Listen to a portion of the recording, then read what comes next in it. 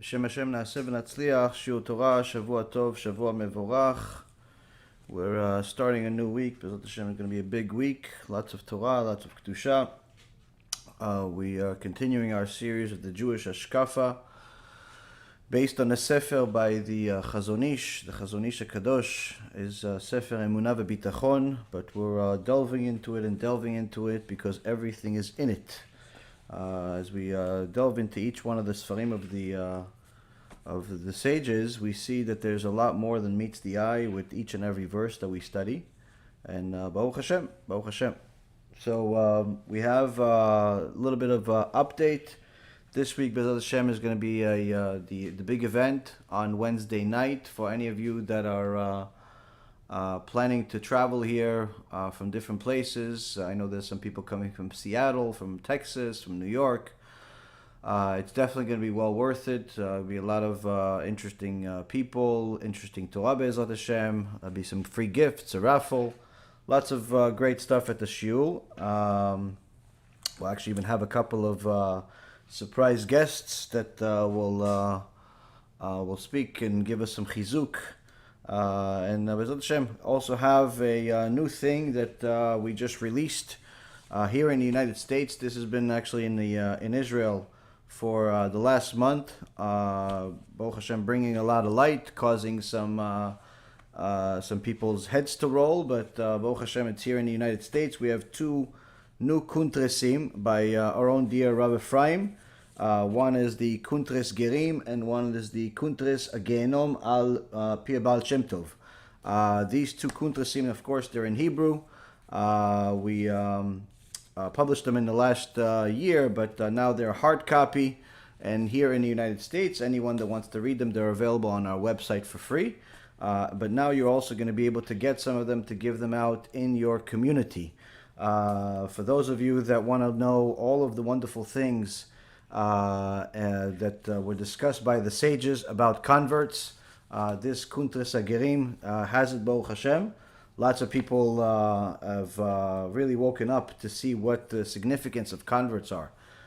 In the Jewish world, unfortunately, it's some people know a lot, some people know absolutely nothing, and unfortunately some people are very much proud to be against converts, even though HaKadosh Baruch Hu is for the converts. And they even publicize that they're against it, and they think that this is giving their community or keilah chizuk. But anyone that's aware of what's going on behind the scenes knows that this is quite the contrary. Nonetheless, this Kuntres Agerim is 100% Da'at Torah. It has nothing to do with my personal opinion or Rabbi Ephraim's personal opinion. It's just endless sources of what the sages said in the name of HaKadosh Baruch Hu about converts. BeEzrat Hashem, when time comes, we'll also publish these things in English, but of course, we have to start with what we have. So if you have a community with Hebrew speakers, this is definitely a must. And BeEzrat Hashem will have them added to our Kiruv store soon. But anyone that shows up at the event will have the ability to get some of these for free, of course. As that's always the best price. The second one is the Kuntres Gehenom al Pi Baal Shem Tov. This is obviously the Kuntres that has shaken up a lot of people, especially in the Hasidish world. In the Hasidish world, whether it be Hasidish of Satmar, Tzanz, Bubel, or some of the others like Chabad and Breslev, that were woken up by what their teacher, the Baal Shem Tov, and his main students actually discussed about Gehenom. In fact, a lot of people thought that the talk of Gehenom was not even mentioned by the Baal Shem Tov and Rabbi Zusha,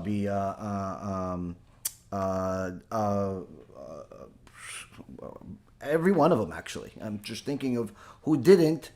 Every one of them mentioned it. Every one of the sages mentioned it, but unfortunately, a lot of people don't know this. I actually had a discussion with a lifelong Chabadnik maybe about a month ago, and that said that he was certain that the talk of Gehenom was never mentioned by the Baal Shem Tov.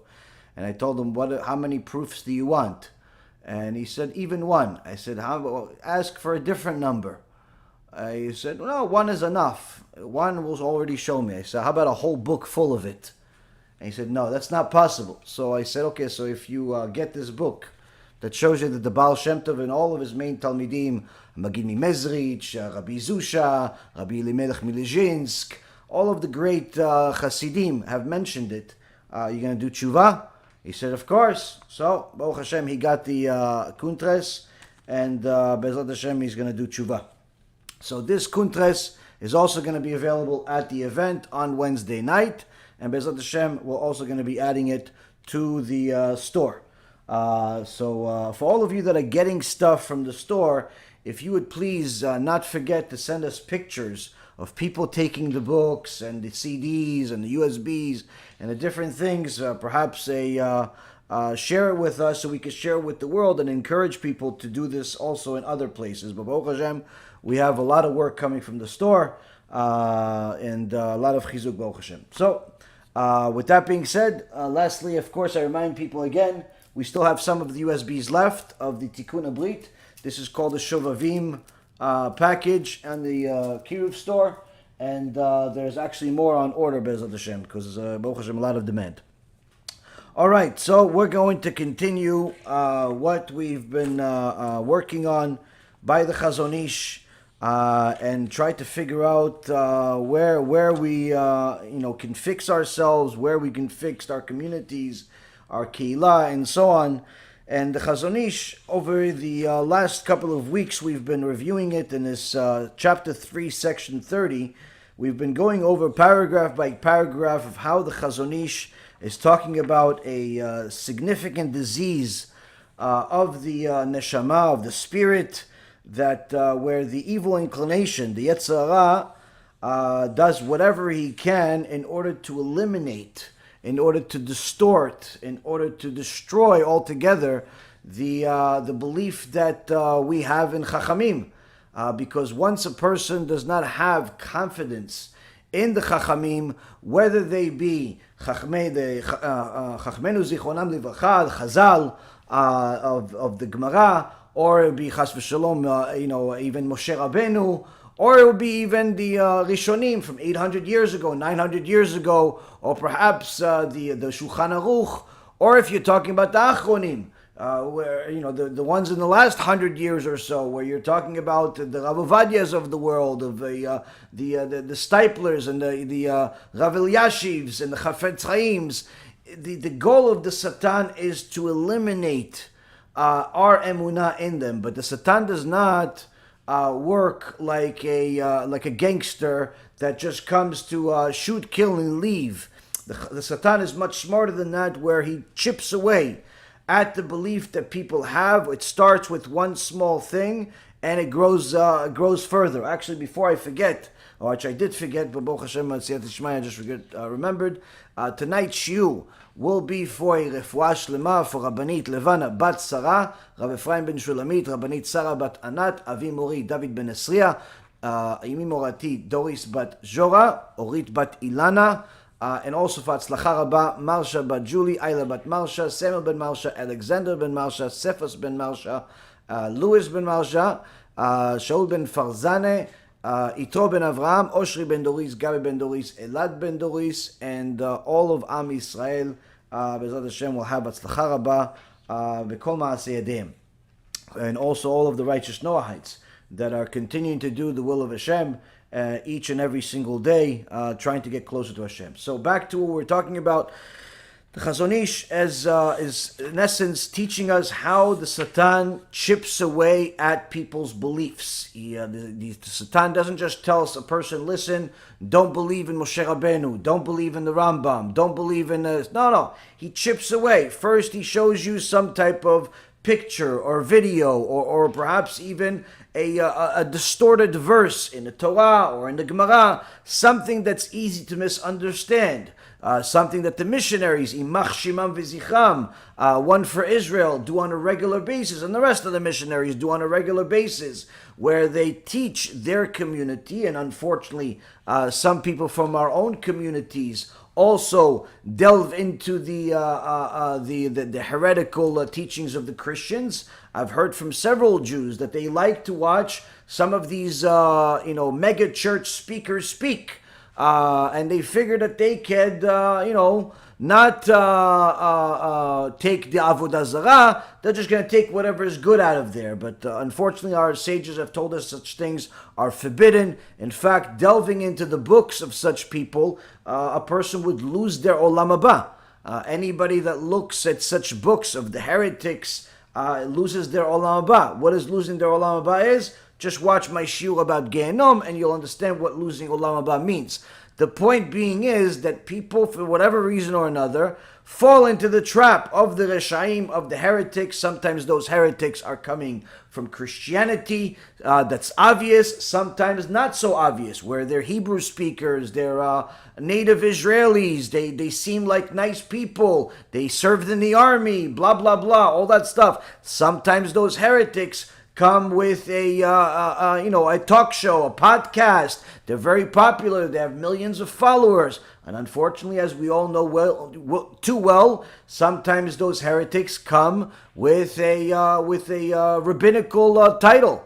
They're a rabbi. They're even a dayan. And Rabotai Karim, we've seen well too many times how the heretics know how to get into the heart. The Satan does whatever he does in order to have their heresy pierce the listeners' hearts, to get them to start feeling things and thereby thinking things. And the Chazon Ish is teaching us how the critical job of a Jew, the critical job of someone that has fear of the Almighty, is to make sure that they always realize that the sages are not like the regular people. They never will be like the regular people. You cannot compare yourself to one of the sages. Not the sages of the Gemara and not the sages of today. It's just simply not this. It's not a fair comparison. It's not the right comparison. And one of the main things that the Christians and the rest of the heretics try to do is actually to humanize the sages in such a fashion where they say they're just like you and me. You are subject to lust and all types of desires. They're subject to lust and all types of desires. And also, they also do this with HaShem himself, HaShem Yishmo. They humanize God. Humanizing God has been something that's been done since the beginning of time. The whole concept of idolatry comes from people's desire to humanize God, because once you humanize God, then you in essence can make yourself into God, and it all comes from not just ignorance but arrogance. So the Chazon Ish is in essence trying to really make a spiritual surgery on our hearts to make us realize that one of the strategies that has worked way too many times on people is when people lose their belief in the sages by seeing something and misunderstanding it, misinterpreting it, and unfortunately having a domino effect of after that. And the key that the Chazon Ish started with is for a person to know that they have to believe, they're actually obligated to believe that there is no personal interest that's powerful enough to incline the heart of a real Chacham and have him pervert justice. Meaning that one of the things that we see, especially in the last couple of years with this whole conspiracy fanaticism that people have with the coronavirus, or with the so-called vaccine that they have out there, is the fascination that people have with this, what's happening behind the scenes, how it's all a conspiracy. The really powerful, rich people are there to kill everybody, and they're benefiting out of every person dying, and blah, blah, blah, and all this craziness that people have in their head. And again, this is nothing new. The new thing is that they've thrown the rabbis under the bus along the way, where you have many religious Jews losing their olam haba because their own delving into the forbidden, the nonsense of the world, instead of delving into HaKadosh Baruch Hu, His Torah, His Kedusha, and just simply listening to the Chachamim without trying to become something that we're not, delving into the so-called scientific world, the philosophical world, the business world, and everything in between, has led many people astray by simply saying that any rabbi that speaks against XYZ scientist is a rabbi that surely has been bribed, has been bought off, or he doesn't know what he's talking about, he's ignorant. Yeah, but what about the fact that this rabbi is one of the biggest rabbis in the world? Oh, he may be good in Torah, but he doesn't know anything about science, and so on and so forth. And talks like that are just the beginning of a person losing their faith in the entire Torah Kula. It starts with a rabbi, and eventually it goes to the whole thing. And unfortunately, this has been an epidemic, much worse than Corona or any of the other things that have stemmed from it, that has caused a lot more people to lose their eternity than any virus could. And one of the things that the Satan does is that he tries to make people question the Chachamim by first trying to make you believe that you are on the same level as this Chacham. You are human, he is human. You have 2 legs, he has 2 legs. You have eyes, ears, nose, and mouth, he has eyes, ears, nose, and mouth. You read, he reads. You have a brain, he has a brain. According to science, you both have the same amount of electrons and neurons and this one and that one and all the different atoms and everything that in essence makes you human. You have the same. So, okay, so you read some more books than you. You believe that if you read books like he does, you'll be just like him. You can complete the Shas, you can complete this, and you can be a Gadol. Now again, yes, everybody can be something special, but while you're not, thinking that you are on the same level, thinking that you could even have a debate with such a Chacham, is simply a poison that you're feeding yourself. And it's a poison that's being given by the Satan to people on a daily basis and has caused people their eternity. And it all starts with feelings. Feelings that turn into thoughts, and thoughts that of course are controlled by feelings are generally not the right thoughts. Now, the first thing that the people try to do is to make themselves think that they are just like these dayanim, these gdolei adol, these big rabbis, perhaps even more knowledgeable than them because you read more scientific works and you read more philosophical work. Maybe he knows more Torah, but you're more learned in this or you're more learned in that. And you figure that since you have more in this and he has more in that, that kind of makes you guys peers. And unfortunately, there's nothing further from the truth.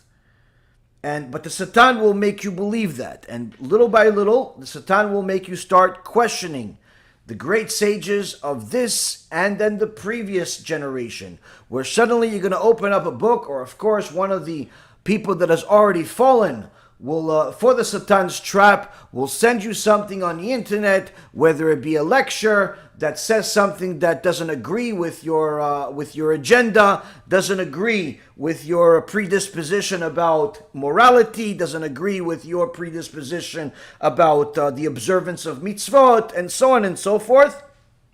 And even though it's being said in the name of one of the sages from 500 years ago or 1,000 years ago, since you already are on that page that they are just human, you're like, what's the difference between the human of today versus the human of 2,000 years ago? And unfortunately, this is how you see the heretics always deteriorate. They increase their heresy and they always deteriorate in their spirituality. Where in the beginning of their heresy, they would usually start distorting specific things, but later on, they just simply distort everything and they start arguing with everything just for the sake of arguing. They simply park themselves on the wrong side, on the opposite side. And this, of course, we've seen with the Slifkins and the Mezas and the Manises and so on and so forth. It's something that is sad to see, because you see that this person that is Hashem's son, burying themselves into a hole that's almost impossible to get out of. And I only say almost impossible to get out of because we have an example from the Tanakh. Menashe burying himself in a very, very deep hole that he actually got out of. Now, of course, he also had the merits of his father, Chizkiyahu, that was a very big tzaddik. I'm not exactly sure who these people have to rely on, but nonetheless, they're still the descendants of Avraham Avinu, and hopefully those merits will allow them to do tshuva. But until then, just like each and every single Jew that prays Amidah every day does, we do the same thing. Part of Amidah is to pray for the people that are enemies of Hashem, that are missionaries, that are heretics, to die. This is what every single Jew does. If you pray Amidah, you pray Ala minim v'ala malshinim lo tihi tikva. You pray for those heretics that we have exposed to die. You pray for all of the people that make purposeful sins to die. Now you say, no, but I don't believe that. Okay, then go find a different religion, buddy. This is part of every Jewish person's prayer. Now, do we want them to die? No, we want them to do tshuva. But Chazal said you have to pray for them to die. Why? Because whichever one happens first. If they do tshuva, good, that's the best, that's the ideal. But if they're not going to do tshuva, it's better they die. Not because we want their kids to not have a father or their wives not to have a husband or anything like that. No, but rather it's actually better for them to die so they make less sins. Simple. Because even though they've made a lot of sins, which already gets them to Gehinnom 7th level, guess what? The 7th level gets even worse. It gets even worse. With every sin, it gets even worse. There is no end to the punishment, just like there's no end to the reward of the righteous. And a person that understands that the limitations that people think with are not limitations that Hashem operates with, realizes that it's better off for the wicked heretics to die than for them to continue living if they're not going to do tshuva. Hence the reason why Chazal instituted a addition to our Amidah, which is to pray against the heretics, which was originally started by praying against the people that went to Christianity. But nonetheless, of course, there's other heretics too. Now, the key is to understand that this type of talk is not going to be found in most local synagogues. And by most, all of you know what I mean by most. It's almost everyone. Unfortunately, that's a reality. Why? The answer is bribery. That's the answer. Bribery. What kind of bribery? What? The people the rabbis are getting bribed? The community is being bribed? The board of directors are being bribed? You are getting bribed? Everybody? Sometimes yes. Sometimes yes. Sometimes it's obvious. Sometimes not so obvious. Sometimes it's a bribe with money. And sometimes it's a bribe in other forms. The goal of today is to try to learn from the Chazon Ish what is bribery. Are we being bribed? Each and every one of us? Are we bribing somebody? Do we truly understand the magnitude of what bribery is? Not just to society, but also what is the perspective of HaKadosh Baruch Hu on bribery. Everyone knows that bribery blinds the eyes of the wise, but do they truly understand what that means? Do they understand what HaKadosh Baruch Hu, why he allows bribery at all? If it's so bad, if he considers it an abomination, no different than homosexuality being an abomination, or an abomination of bestiality and all of the disgusting things out there, bribery is along with them. Also considered an abomination. Do we truly understand why it's an abomination? We could all agree that bribery is bad. That's also, by the way, part of the Torah. That everyone knows bribery is bad, including the ones that receive it, and including the ones that give it. But do we really understand how bad it really is? Let's try to understand, B'ezrat Hashem. So now, Rabotai, the way that the Satan infiltrates the hearts of every person that allows himself to open up his heart for the Satan is by trying to bribe him with a little bit of self-respect, a little bit of a confidence that they are not below anybody else, even if that anybody else may be the greatest out there. And many times people think they can challenge the experts. This happens both in the Jewish world and, of course, in the secular world. In the secular world, it happens a lot of times with people, with athletes. People think that just because they can throw a ball into a basket, they can be just like Michael Jordan or some of these other basketball players. It's been a very long time since I've actually watched a basketball game, so Michael Jordan is pretty much the last one I remember. So people think that just because they can throw a basket into a hoop, then they could beat Michael Jordan. People think that just because they could hit a little ball in a big field of grass into a little hole, they can beat, I don't know, Tiger Woods or something. People think just because they can run really fast, they are faster than some of the running backs in the NFL. People think all the time. And sometimes the experts, the professionals, entertain these idiots and say, okay, you know what? You think you can do it? Let's go. And they challenge them, and it's always a big mockery of this person, because it's never in history has there been such a person coming and beating the experts when they're at their prime. It's sometimes they may beat them after they've retired or something like that, but generally speaking, it's always an embarrassment. It's always, you see that the person that thought that he was so skillful, he is at the same or even better level than the expert that he sees on television, is not even enough to be his water boy, is not even enough to hold a towel to him. And needless to say, the same thing goes on Wall Street. Many times you have people that, they trade their stocks or bonds or whatever it is that they do on the internet, and they come up with a couple of winners on the, they get a couple of stocks good, they make a couple of dollars, and they figure, I could already manage money. If I could do 10% on this deal, or if I could, then I could do that every month. And if I can make 10% a month, that's it. I'm 120% a year. I'll be the biggest hedge fund in the world within the next couple of years. And actually, I've had these conversations. I even had a guy that used to come to my shul and tell me, listen, how hard can it possibly be to make 1% a day? How hard can it be? If I make 1% a day, and he started actually giving me the calculation, as if I need it, as if I haven't heard this craziness in my life. If I can make 1% a day, I do it, 20 days a month, so I make 20%. He actually said 30%. He didn't calculate weekends. But anyway, 20% a month. I do that the whole year. I make a couple of 100%. I'll be the biggest investor. I'll be the richest guy in the world with no time. And this is actually logic that people have. Like, they actually think it's that easy to be an expert. It's that easy to invest in the stock market. Every Joe that has a little bit of money that he got from his bar mitzvah, or from some inheritance or wedding money, or even a deal that he made and something else, thinks that he can dip that money into the market, and God forbid that the first thing he invests in actually works out, because that makes him think he's going to be an expert, he's going to be a professional, and guess what?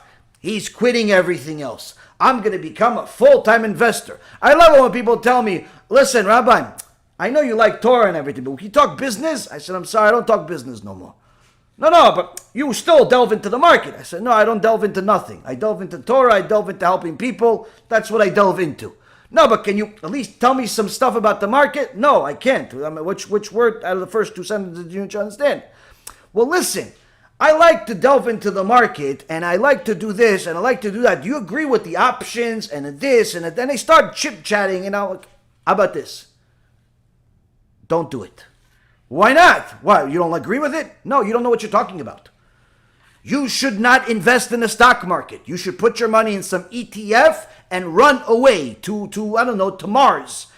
Go back in 10 years from now, hopefully you still have some money left. You should not be in the stock market. Why? You don't know what you're talking about. And guess what? Most people that invest in the market don't know what they're talking about, including the brokers, including some of the managers, including the people that are investing, including the people that made money. Guess what? Yes. Most people don't have a clue what they're talking about. That doesn't mean that they can't make money. They can. The problem is when you start selling yourself the lie and thinking that you actually know what you're talking about. That's the worst condition. Nonetheless, many people have been making a fortune in the markets and thinking that they are now expert investors. May HaShem have mercy on their precious little souls once the market crashes and they realize that they didn't know anything, not back then, not today, and not after. But what can you do? You could warn people so much. Either way, this happens in a secular world. People see a hedge fund manager on TV making $1 zillion, making a deal. They figure they made a deal that's even bigger. Okay, it's not as much money. They didn't make, $10 billion by shorting some stock or by buying this company, but they made more percentage than he did. He only made 40% on a deal. They made 400% on some penny stock. Surely they are a better investor than this Carl Icahn or this Eddie Lampert or these other experts out there because they made 400%. They know more than them. Guess what? You don't. The sad part is you're not going to listen to me anyway. This is a reality. What I hope is that you will listen to me on the part of the Torah. Why? Because the part of the Torah has a lot more weight on your eternity than the part about business. You see, the part about business, HaKadosh Baruch Hu is going to decide one way or another whether you're going to make money or not going to make money. That's also kind of technically Torah. But nonetheless, people that think that they make money in the market on their own don't really believe this part of the Torah. So let's just cut to the chase. You see, if a person doesn't listen to business advice or any type of other, professional advice, it doesn't make much of a difference. But if they don't listen to Torah advice, that could be the deciding factor of whether they're going to have heaven or hell, Gan Eden or Gehenom. And I don't just mean eternity. I mean in their own life. Like their life, their marriage, their parenthood, their everyday life. That's what is the difference. When a person does not listen to Torah advice, they're simply a fool. Because they're assuming that they know better than not only HaKadosh Baruch Hu, but the sages that HaKadosh Baruch Hu put into this world to give us a interpretation of what he wanted us to know. Now, the Chazon Ish has fought tooth and nail against all types of people that were heretics of their own right. Every great sage did. What we see today is that the average person that doesn't even know Aleph Bet or even read the Chumash from beginning to end as an adult. Perhaps they read it as a kid in, in junior high school, but as an adult they never actually read the full Chumash. But for whatever reason or another, they feel they are in the same position to disagree with the Rambam, disagree with the Chazon Ish, disagree with Rabbi Akiva, disagree with Rav Ovadia. Even though they don't know anything, they feel like they do. Why? Because they read an excerpt or they watched a few videos and they feel that they are in the same position. Now, of course, these people are already drinking the poison of the Satan, but they don't have to continue.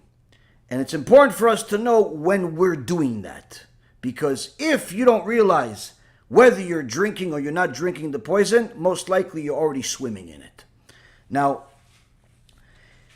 the Chachamim taught us that bribery is not necessarily something that just comes in the form of money, although it's something that the Torah concerns itself in different ways, such as when a person simply does not want something to happen because it's going to have an impact on him. So when it comes to money, the Chachamim teaches in the Gemara, Masechet Sanhedrin, that one of the laws of the Torah is that they do not have a king or a Kohen Gadol as the people that will decide whether there's going to be a leap year or not. Because they are automatically, by the nature of their job, biased. They have, in essence, a bias where the king that's going to decide to add a month to the year or not, the Jewish calendar, of course, he has to think of how much this extra month is going to cost him because he has to finance it, meaning pay his soldiers another month of salary. The Kohen Gadol, on the other hand, is not worried about money. The Kohen Gadol is not worried about there being an extra month of the year and not costing him money. It doesn't cost him a penny. But nonetheless, he's still not included in the judgment of adding another month of the year. Why? Because it has a personal effect on him. Adding that month of the year will make the holy days of Yom Kippur happen deeper into the winter, meaning that he'll have to dip into the mikveh multiple times during the Yamim Noraim when the water is colder. When the water is colder. Now you're thinking, well, I like cold water. Okay, you may be 20, 25, 30, 35 at the peak of your health. That Kohen may be 65, 75, 85, and not exactly looking forward to dipping into a freezing cold mikveh, especially not multiple times. The point being is that we can never compare our bias to their bias. We're not in their position. And it's important to know that from here we learn that a bias is something that is not necessarily always in the form of money. It's not necessarily always in the form of money. And many times, those biases are things that people are trying to create. Meaning, a person that has a bias and needs somebody else to agree with him is willing to pay that person to also acquire that same bias. May not be acquiring it for the same reason as what he acquired it for, but for the right price, he'll agree to even pretend that we have the same common reason. That's called a bribe. That's called a bribe. And bribery happens in all forms and sizes, just like the bias does. There is a bribery that comes in the form of money, but there's also bribery that comes in compliments, that comes in honor, position, and so on and so forth. And the Chazon Ish continues and says, bribery is a special case. Taking bribes is an absolutely condemned action. In the Hebrew it says that shochad umin agnuyot bemuchlat. What is bemuchlat? Technically it says it's being translated as absolutely. But muchlat means a little bit more than that. It's not just absolute in a sense that you agree and I agree, but rather HaKadosh Baruch Hu instituted a law into creation that everyone agrees. Jews, Gentiles, righteous and wicked, everyone agrees that bribery is simply a condemned action. It's no good. Now, how does the person that's giving bribes or taking bribes justify it? Simple. They have an agenda, they have a bias. It's bad if you do it. It's not bad if I do it. I'm doing it for the better cause. What's the better cause? You're taking money under the table in order to absolve a criminal from the crime. Yeah, okay, I'm absolving him from the crime, but I'm doing a lot of good things with the money. I'm going to give charity. I'm going to pay a roof over my head. You want me to be homeless? You want to be homeless? They'll make you even feel guilty for even accusing them of being bad. Yeah, but you did something bad. I did something bad for the sake of good. And there's much more good than there is bad. Yeah, but the guy's going to go on the streets and kill 10 or 20 more people. You don't know that. Okay, so he killed one and he knows it's not good anymore. But if I lose my house, what am I going to do?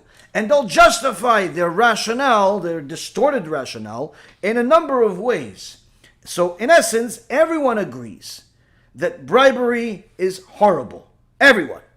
Even the ones that give it, even the ones that take it. The ones that give it say, listen, I have no choice. I have to do it. As if they'll call themselves anus. Anus achmana patri. They'll even give you an halachic term for it. I am absolved from any You can't find me guilty in any way. You can't think that I am wicked. You can't think that I'm going against sages. I simply have no choice. That's in essence how they'll justify themselves. Unfortunately, this is done many times by people that simply want to justify their sins. They'll say, listen, Rabbi, porn is everywhere. What am I going to do? What am I going to do? What do you mean, what are you going to do? Don't watch. Yeah, but it's there. Okay, it's there. Doesn't mean you have to watch it.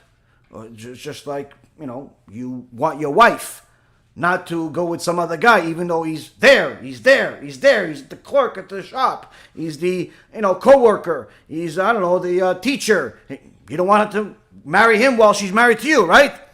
Even though he's there, right? Okay, same thing. Don't marry the woman that's, on the screen. Simple. Every time you think about this other woman, guess what? It's you have a very serious problem. You have a very serious problem. You have a spiritual marriage over there that's not a kosher marriage. So you have to understand that so long as you are alive, your neshama is working, you have a choice. You have a choice. Stop making yourself into some victim that simply is helpless. But, of course, people like to do that when they want to justify their evil. Many times people want to justify their evil by simply making themselves into a victim that can't do anything. So the Chazon Ish, first and foremost, wants to let us know that bribery is an absolute condemned action where the Torah views it as an abomination. Abomination. Torah ta'avto. The abomination means that HaKadosh Baruch Hu finds it repulsive, disgusting.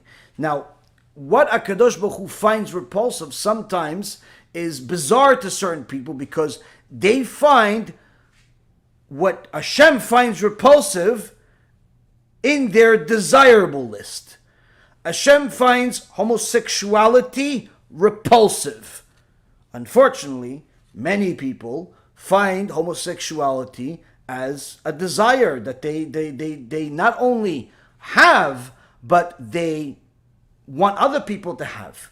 And they feel like other people have it to such an extent that they feel like everybody have it. This is a very common belief among homosexuals that are very open with their homosexuality and their filth and their private life, where they believe that the whole world is in the closet because they're so obsessed with just physical nastiness that they're involved in on a regular basis that they feel like everybody's in the same filth that they're in. Like, they don't think that there is a world without this filth, and they actually think that this filth is the good. It's like a person drinking poison, and because it tastes like Coca-Cola, they feel like, have some. Yeah, but it's you see that skull on it? It's bad for you. No, that's just graphics. Have some. No, look, see, you just lost your eye. No, have some. No, you see, you're losing your ear while you're talking to me. It's not my ear, it's just kidding. Go have some. They're delusional, but that's unfortunately society today. They're so obsessed with getting some type of physical part of their body moving in a certain way, acting in a certain way, doing certain things, that they literally believe that the world cannot live without this. The world cannot live without this, and therefore they believe that everybody is also just like them. Everybody's in the closet. I don't know this from some theory.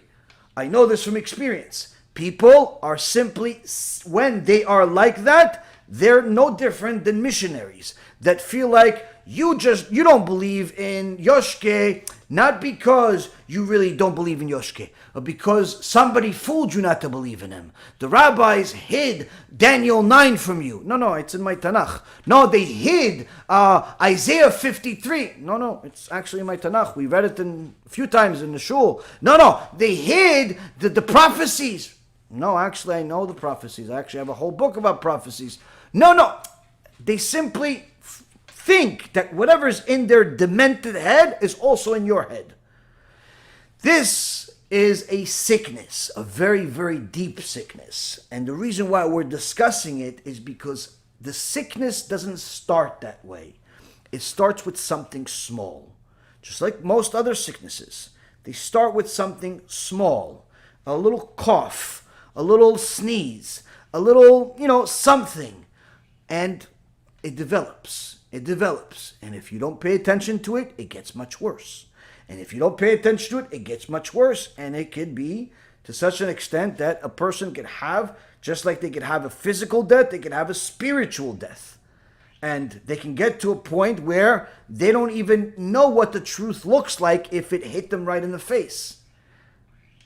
Because they're so obsessed and glued to this klipa that they're part of, that's become part of their life.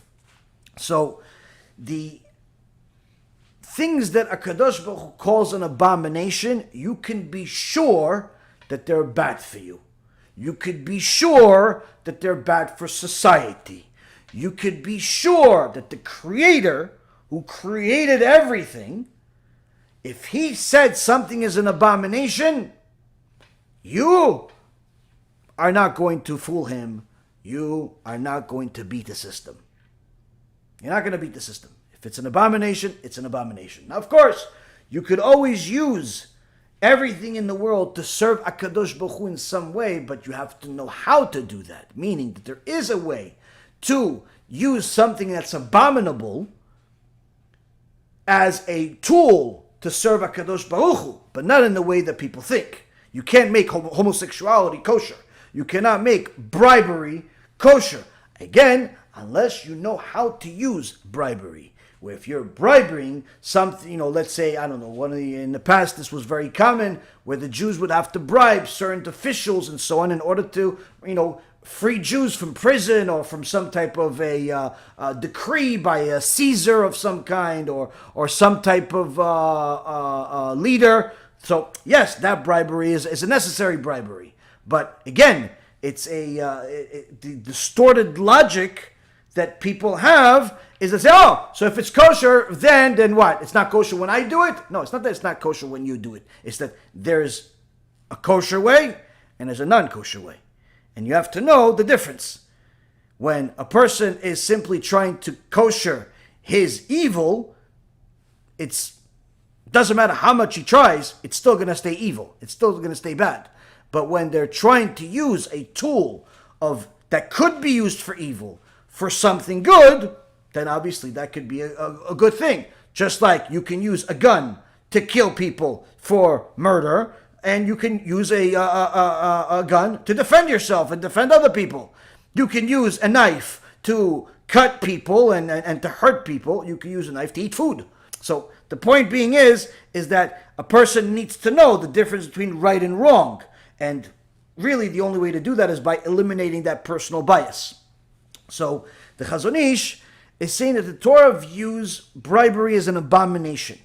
And at its root is one of the mysteries of the powers of human nature, where bribery blinds the wise and causes them to pervert judgment. This is what the Chazon Ish is teaching us here, is that this verse that's in the Torah, that bribery blinds the wise and causes them to pervert judgment, is not just a superficial verse in the Torah, as if such a thing exists. It's not just some saying. It's not a mantra. It's not even a simple lesson, but rather it's a rule in nature, where he brings now the Zohar HaKadosh. The Zohar HaKadosh in a Parashat Truma, in Daf 161a, says that HaKadosh Baruch Hu, says the Chazon Ish, he's bringing the Zohar, the Holy One, blessed is He, looked into the Torah and created the world according to it. Istakel b'Torah ubara alma. That's how it's said. So the HaKadosh Baruch Hu created the Torah before He created the world. The Gemara in Masechet Chagiga says that HaKadosh Baruch Hu wrote the Torah 974 generations before He created the world. And He used the Torah as a blueprint for the world. And the Chazon Ish is now bringing that teachings of the sages of how it applies to bribery. And in essence, how it applies to everything.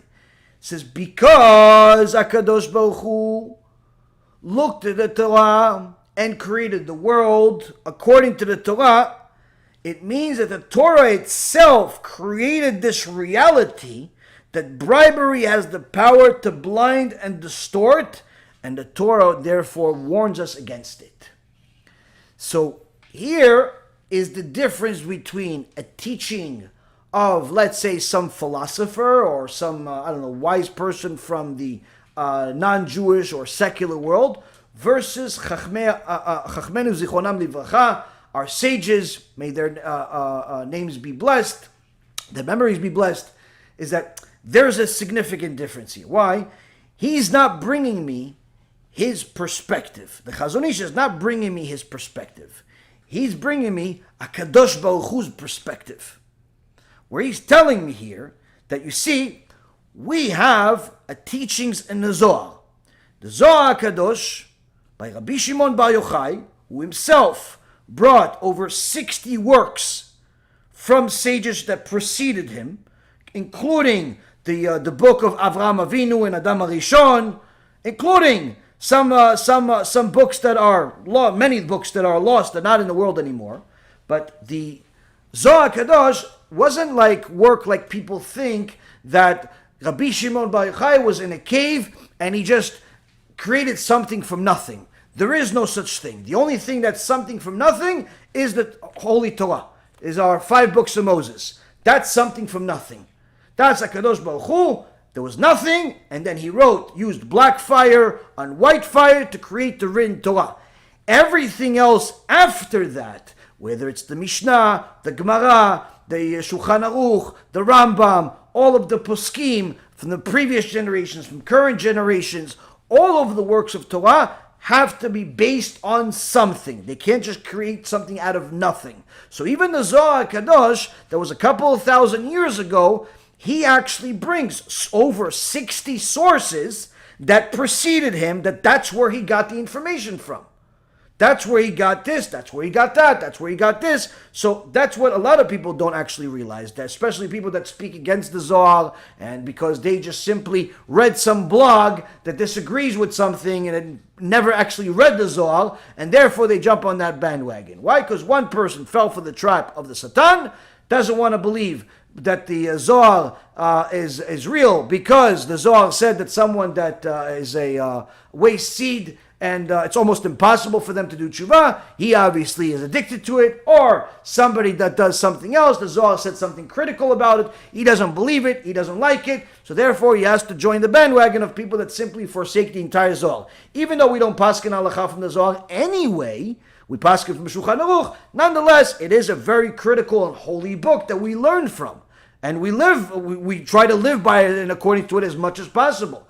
But the point being is, there are many people that go against it, trying to do whatever they can to discredit it. Why? Because it obligates them. It obligates them. Sometimes it obligates the person himself that's discrediting it. Sometimes it obligated the person that he learned it from, so much so that when he learned it with such passion that he simply acquired that same person's passion. So the question is, now, the Torah is telling us that there's a rule in the world that the bribery is going to distort and blind the vision of the wise. And the Zohar says the Torah made this so. How could this be? That's the first question. How could the Torah do such a thing? Because, as the Chazon Ish explains here, HaKadosh Baruch Hu wrote the Torah and used that Torah as a blueprint, as an instruction set, if you will, of what's going to exist other than Him. Now, this Torah has everything in it. As the Mishnah says, afoch ba de afoch ba de kula ba. They delve into it and delve into it because everything is in it. All wisdoms are in it. Everything is in it. So, the conversation today is in it. The conversation that will be tomorrow is in it. The everything is in it. Your personal life is in it. The past, the present, the future, everything is in it. You just need to know how to find it. But nonetheless, all of the wisdoms are in it. People that say, listen, you need to learn secular subjects. Sure, you need to learn secular subjects, but I'm not really sure why you think secular subjects that are actually good for you are not in the Torah also. What do you think? There's no math in the Torah? You don't think there's history in the Torah? You don't think there's science in the Torah? There's plenty of it. Now, of course, people that don't know how to delve into it, or they know how to distort things, will make you think that the math or the science or all those things are wrong in the Torah. It's just because they don't know how to read right. But the point being is that the Torah has everything, and including the rules of the world, the rules of nature. And HaKadosh Baruch Hu, when he created this world, he looked at the Torah, he said, there is a law here in the Torah of kosher and non-kosher meat. So I'm going to have to make kosher and non-kosher animals. There's kosher and non-kosher fish. So I'm going to have to make kosher and non-kosher fish. There is light. Hashem created light.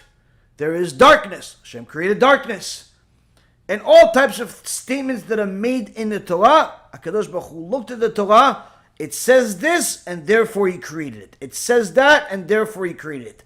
And one of the statements in the Torah is that shochad, the bribery, will blind and distort the judgment of the wise.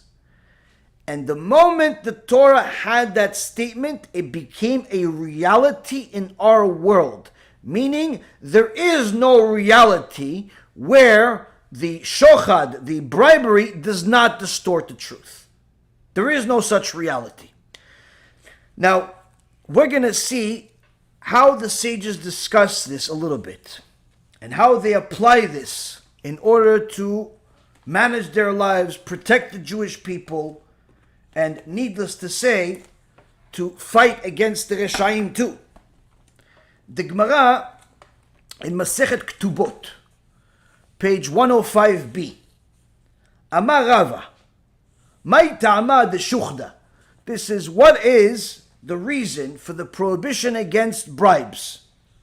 What is this bribe? Why is there so much talk against bribery? What is bribery? What is bribery, Bichlal? What is the big deal about it? The reason that is because once a judge takes a bribe, it could be anybody, but once a judge takes a bribe from a litigant,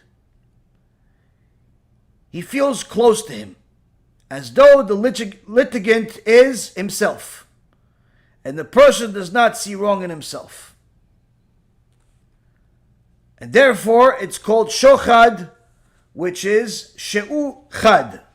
That the explanation of everything I just said. Once the judge sees there's the prosecutor, there's the defendant. Now, if that judge, whether he be your local rabbi in a bet din, or a big bet din in a big part of a rabbanut, or it just simply is needless to say, a secular judge. Once he takes a bribe, that bribe distorts his opinion. How so? The Gemara says it distorts his opinion in such a fashion that his opinion and the briber's opinion become one. Become one. And Rashi says it's as if they became one. His likes become his likes. His hates become his hates. His hardship becomes his hardship. His goal becomes his goal. They become like one person. Now, what's the problem with them becoming one person? The problem is that we have a rule, another rule in the Torah. En adam roeh chova be'atzmo. A person does not see the deficiencies in himself. And therefore, the one that received the bribe, the judge in essence, that received the bribe, no longer sees any deficiency in the person that bribed them. Yeah, but he murdered. I don't think so. No, but he did. Look, there's a camera. I don't see that being him. I don't know. It looks like him. You're right. It looks like him, but I don't think it's conclusive that it's him. What? You don't think it's conclusive that it's him? Look, it's same eyebrows, white hair, mustache. A lot of people have mustache. What? I have a mustache. How come? What? You're going to say it's me now? All of a sudden, I'm going to turn it on you. What? You say it's me? I didn't do it. I wasn't there. I was in Cancun. How'd you go? I thought you were just making $500 a week. How you can afford to go to Cancun? Don't worry about how I can afford to go to Cancun.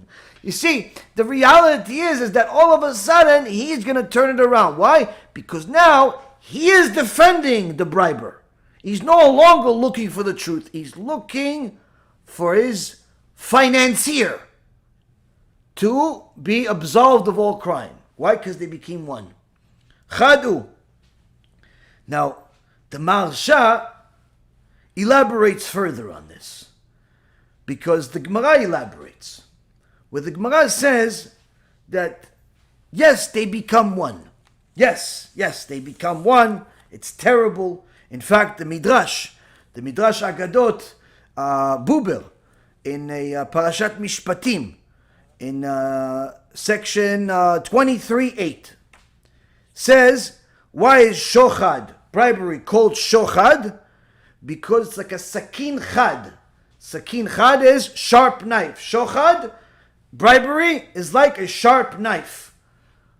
What does one thing have to do with the other? It's dangerous? Okay, we get it, but why? A lot of things are dangerous. Why pick a sharp knife? Because a sharp knife is something that you could easily forget it's dangerous. A gun, you know it's dangerous. A spear, you know it's dangerous. Poison, you know it's dangerous. All of these things could have been used as an example. But Chachamim use specifically sharp knife. Why? Everyone has a sharp knife in their house.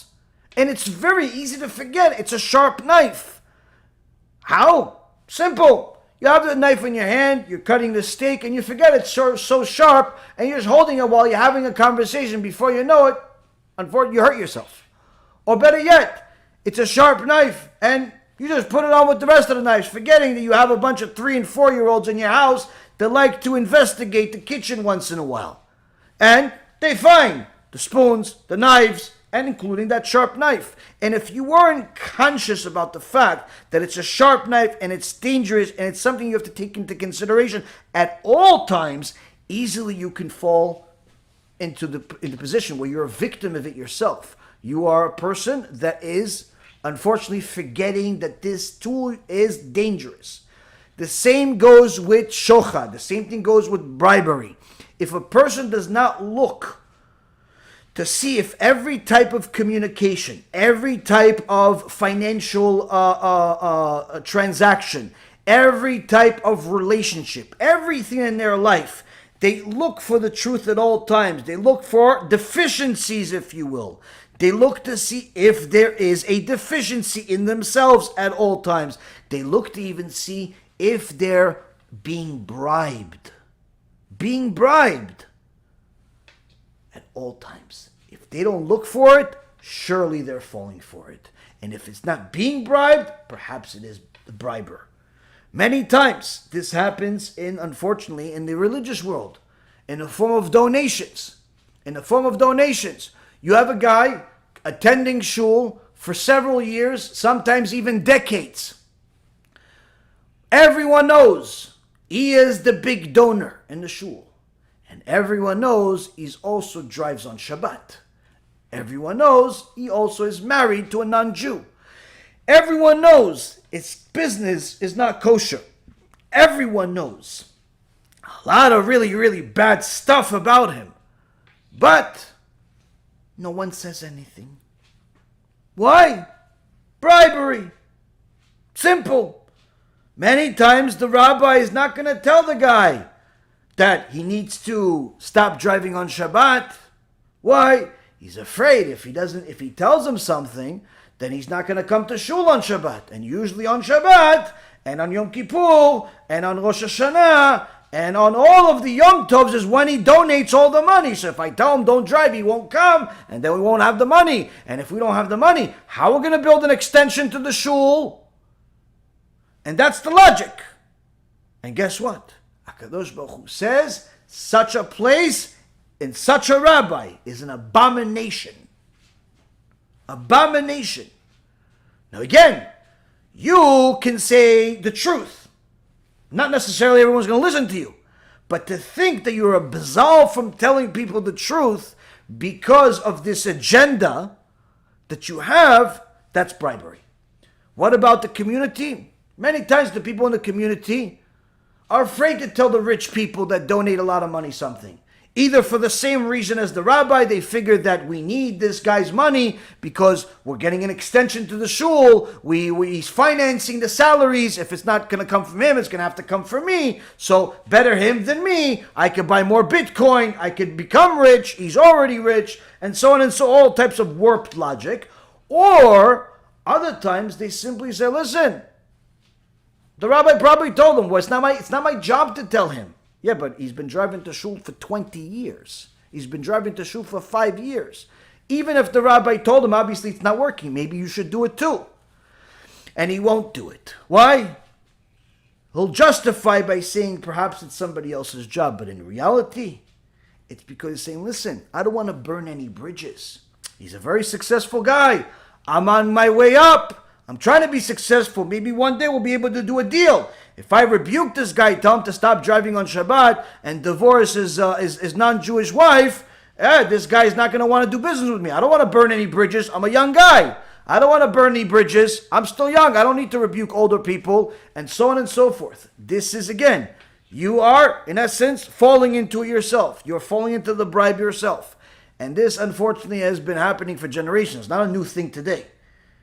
And that's why the sages said that the bribery, shochad, sakin chad. It's a sharp knife. If you're not careful with it, surely you are a victim of it or even a perpetrator. Nonetheless, the Gemara continues in Masechet Ketubot, elaborating on it. How could this be expanded further? Says that when it comes to judgment, the Gemara says, Rav Papa, in the name of Rav Papa, a man should judge neither a person that he likes or dislikes. Why? Because of shochad, because of bribery. If he likes him, he won't see anything wrong with him. He likes the guy, he won't see anything wrong with him. If he doesn't like him, he won't see anything right in him. That relationship that you already have of liking or disliking this person, that in itself is a shochad, is a form of bribery. It can create a bribery. Furthermore, Abaye says, if you see a scholar, you see a chacham, you see a rabbi who's liked by the people of his town, everybody likes him. Nobody dislikes the guy. They put him on Mishpacha magazine, on Ami, all the competitors, all of a sudden are friends. He's on the cover of everywhere. He's highlighted everywhere. Everybody likes the guy. Yeah, but he's a heretic. I don't know what you're saying. He says things against the Torah. I don't know. I never saw that before. I'll show you. I don't have time.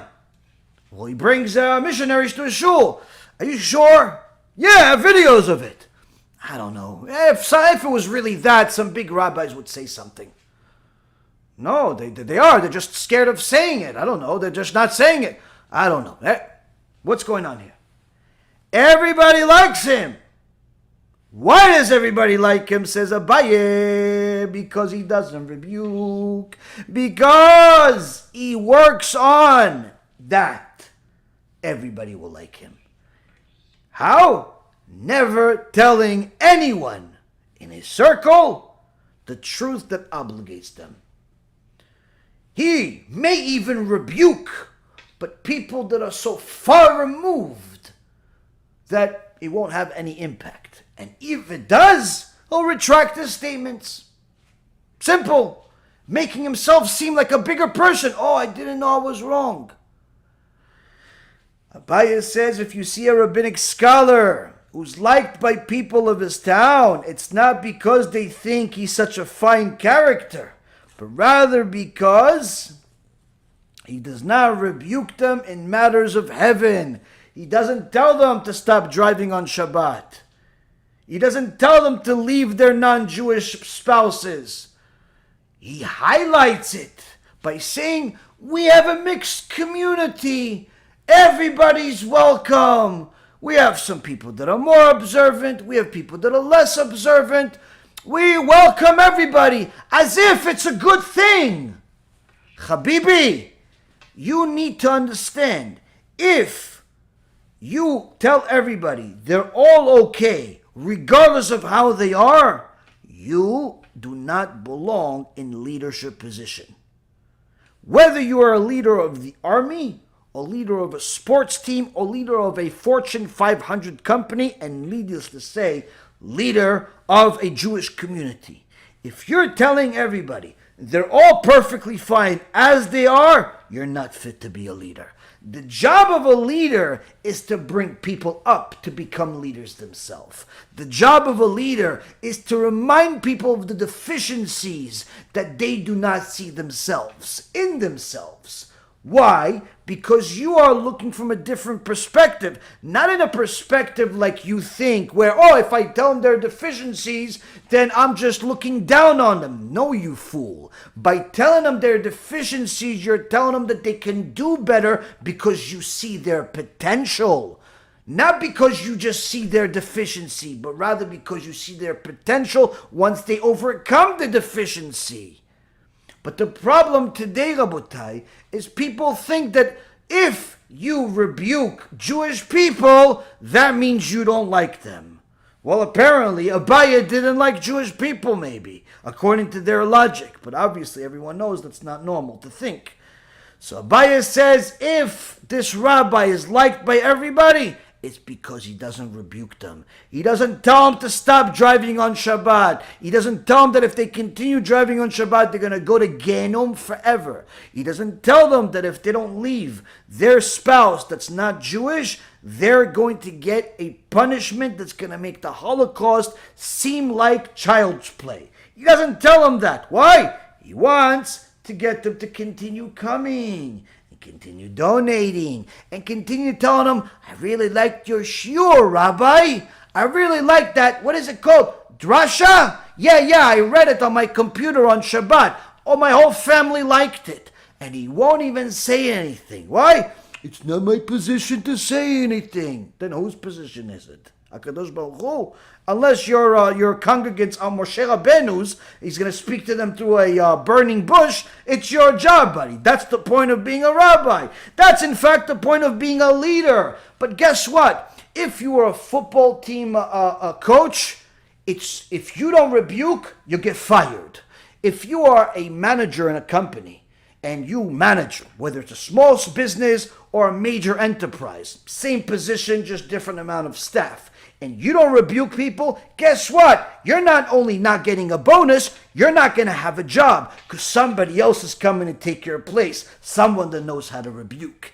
If you are a leader and you don't rebuke, guess what? Someone that does will come and do your job and you won't have a job. And this is acceptable among all of society, except the rabbinical world today. Why? Because the rabbinical world is the most important part of the world. And the Satan works overtime on it, making sure that the football coach is highlighted for his rebukes of his team and how they're not working hard enough despite working out for 6 or 7 hours a day, and how they're not pushing hard enough even though they're all sweating blood, and how they're not doing enough even though they really tried their best. It's not enough because we didn't win. And guess what? The Fortune 500 company is going to rebuke his staff because we missed earnings. And the analyst had a higher estimate than we actually achieved. And this guy's fired and that guy's fired and this whole team is fired.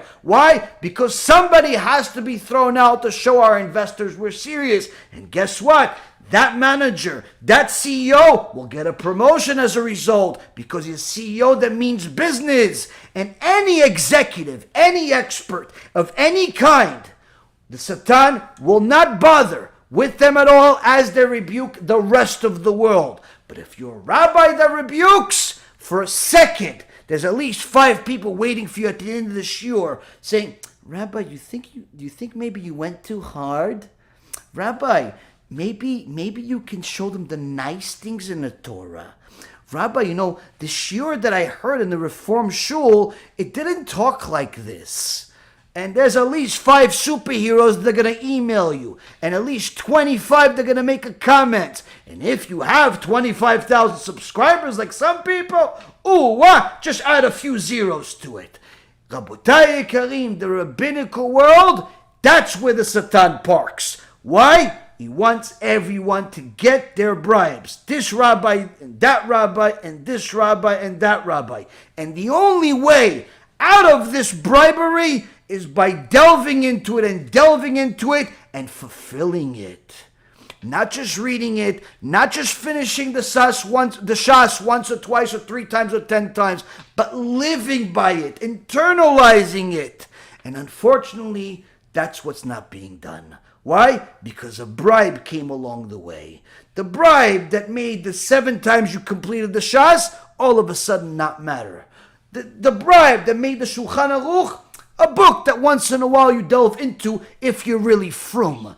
The bribe is the one that made you just look the other way when your buddy, your cousin, your daughter, your boyfriend drove to shul on Yom Kippur. The bribery is the one that ruined that entire Torah that you learned your entire life. Whether it be rabbi or congregant, that bribery, Abaya says, that bribery is what's killing you. That bribery is what's killing your community. That bribery is what's killing your eternity. And that's why Abaya says, if the rabbi is liked by everybody, he is bribed. He's bribed. Simple. It's not a question. It's a certainty. Why? Because if he was rebuking people, surely there would be some people that dislike him. There has to be. There has to be some people that don't like the rebuke. Now you say, wait a minute, why would he want people not to like him? No, it's not that he wants people not to like him. Just like the coach and the CEO and the manager. They don't want people not to like him. They simply want him to perform better. But you see, when you tell people to perform better, in the Jewish world, you're telling them to change things that many times don't cost money. You're telling them to change desires. You're telling them to control desires. You're telling them to simply do better without it costing a penny. In fact, sometimes it's cheaper. And you're telling them because it's good for them. Doesn't affect you. You see, when you actually rebuke people, it's the highest form of caring for them. It's the highest form of chesed that you can do for a person, is to rebuke them with obviously good intentions, not to rebuke them to make fun of them. But rebuke is not fun for anyone to hear. No one likes to be told that they're wrong, unless they're looking to become the next CEO or successful in life or beat the next team that they're going to play against. You see, this Gemara continues, and this Abaye continues. And in fact, Rava, his Chavruta, also continues, elaborating on the thought of Abaye that says, if there's a rabbi that everybody likes, you can be sure he doesn't rebuke. Rava says, you're right. How you're right? He says, I used to live in a mechoza. Mechoza is a place. And all of them liked me. But once I became the judge over there, I said that some people don't like me and some people like me. And eventually when I saw that the people declared liable today win tomorrow, when they saw that people declared liable today were liable tomorrow, then some people liked me, and then I said that if they like me, all of them like me, and if they don't like me, if they all don't like me. So what does it mean? Rava said the following. He says, when I moved to a place like Mechoza, I lived among these people. In the beginning, everybody liked me. Why? Because I wasn't rebuking anybody. I wasn't a judge. I wasn't in a position to rebuke anybody. Once I became a judge, I started judging against people. Oh, you're guilty, you're innocent, you're guilty. And all of a sudden, people started disliking me, but there were still people like me. But even later on, as I judged more and more cases, I noticed one thing. When they like me, everybody likes me. When they hate me, everybody hates me. Meaning, when they like me, that's because they agree with my judgment, so everybody jumps on that bandwagon. When they dislike me, everybody jumps on the bandwagon. Everybody hates me, dislike me. So what's the difference here? What's going on here? Why? Why is it the case? Because I was in Mechoza. What do I need to know that you were in Mechoza for? Why do I need to know that he was in Mechoza? The Gemara in Masechet Avodah Zarah says that Mechoza was full of Chachamim. The people of that community were not just frum people. They were Chachamim, wise people. And wise people like rebuke. They like the truth. The place where Abaya was, where rebuke led to hatred that was permanent, that's because it was full of fools. That was because it was full of fools. Meaning, Rabotai Karim, that educated people, people that are educated in Torah, but not just educated in knowing the information, but also internalize the Torah, they want rebuke. They don't necessarily like it, but they want rebuke because they want what comes from rebuke, which is the truth. So the people of Mechoza, the people of truth, eventually they went with Rava. Why? He's going to tell us. He's going to tell us the truth. So the people that were looking for the truth, they liked him. They liked him. Why? Because they saw the truth. The people that weren't Chachamim, they disliked him. Why? Because he was rebuking people. So what about later on when he says either they all like me or they all dislike me? He's referring to the people that were not learned in Mechoza. The people that were learned always liked them. Why? Because they saw the truth. But the people that were not learned, their opinion changed from time to time. If I judged according to what they thought I should judge, they all liked me. If they judged according to against what they thought, they all disliked me. Those people's opinion, the fool's opinion, the people that allow their emotions to run their life, those people, they're going to like you one day, dislike you another day. They're going to watch your shurim one day, go against you the other day. One day they like, one day they don't like. You have some of those people. One day they subscribe, they send you an email, you changed my life, you're the greatest thing in the world. Then a little bit while passes, you say something in a shiur that affects them, and they need to hear, oh, I hate you, you're the worst, you're Amalek, you're the this, you're the that, you think who you are, you think you're not, you are. And later on, oh, I'm sorry, I didn't mean it, I said Lashon Hara about you, do you forgive me? Okay, fine. And a few months later, listen, I can't take it, you're too much, you're too this. And then a few months later, and you think I'm making this stuff up? There is literally psychopath just like this that you have to deal with. And they're not psychopaths because they're bad people. They're psychopaths because they allow their emotions to run their life. They allow their emotions to run their life so much so that it doesn't matter how much you teach them. It all goes to the heart instead of the mind. So those people, even if they learn from Abaye and Rava, they're still going to stay. One day they like, one day they don't like. But the people that are really wise, that allow themselves to be rebuked, they know that if there's a rebuke that they're hearing, it must be something that HaKadosh Baruch Hu inspired. It's not just coming for no reason. If you stubbed your toe, there's a reason. It was decided in Shemayim that you'll stub your toe. If you lost, there's a reason. In Shemayim, it was decided you will lose. And a person that is not only learning, but internalizing that learning, is going to look at every opportunity to see how can I apply this, and this to my life. How could I apply it? And anyone that's going to help me see those things, of course I like him. Yeah, but he says things that obligate you to change your life. Okay, that's good. What do you mean? But it costs a lot of money. You have to change this. You have to change that. It costs a lot of change. May cause a disagreement. Listen, these are necessary things. In order to progress, sometimes you have to change. Sometimes you have to change. So you see, Rabotai, when a person is bribed, he loses that ability. to help people change. Why? Because he now has at least two considerations at every given moment. One is the truth, the reality that his congregant, his friend, his brother, his whoever is desecrating the Torah. That's the truth. And then there is the bribe. And the consequences of losing that bribe, losing that donation, losing that salary, losing that honor, even if there's no monetary exchange. But this guy that is desecrating the Torah is a guy that says hello to him all the time, or is a guy that got him, that can get him a job, or is a guy that can introduce him to somebody that is important, or is whatever it is.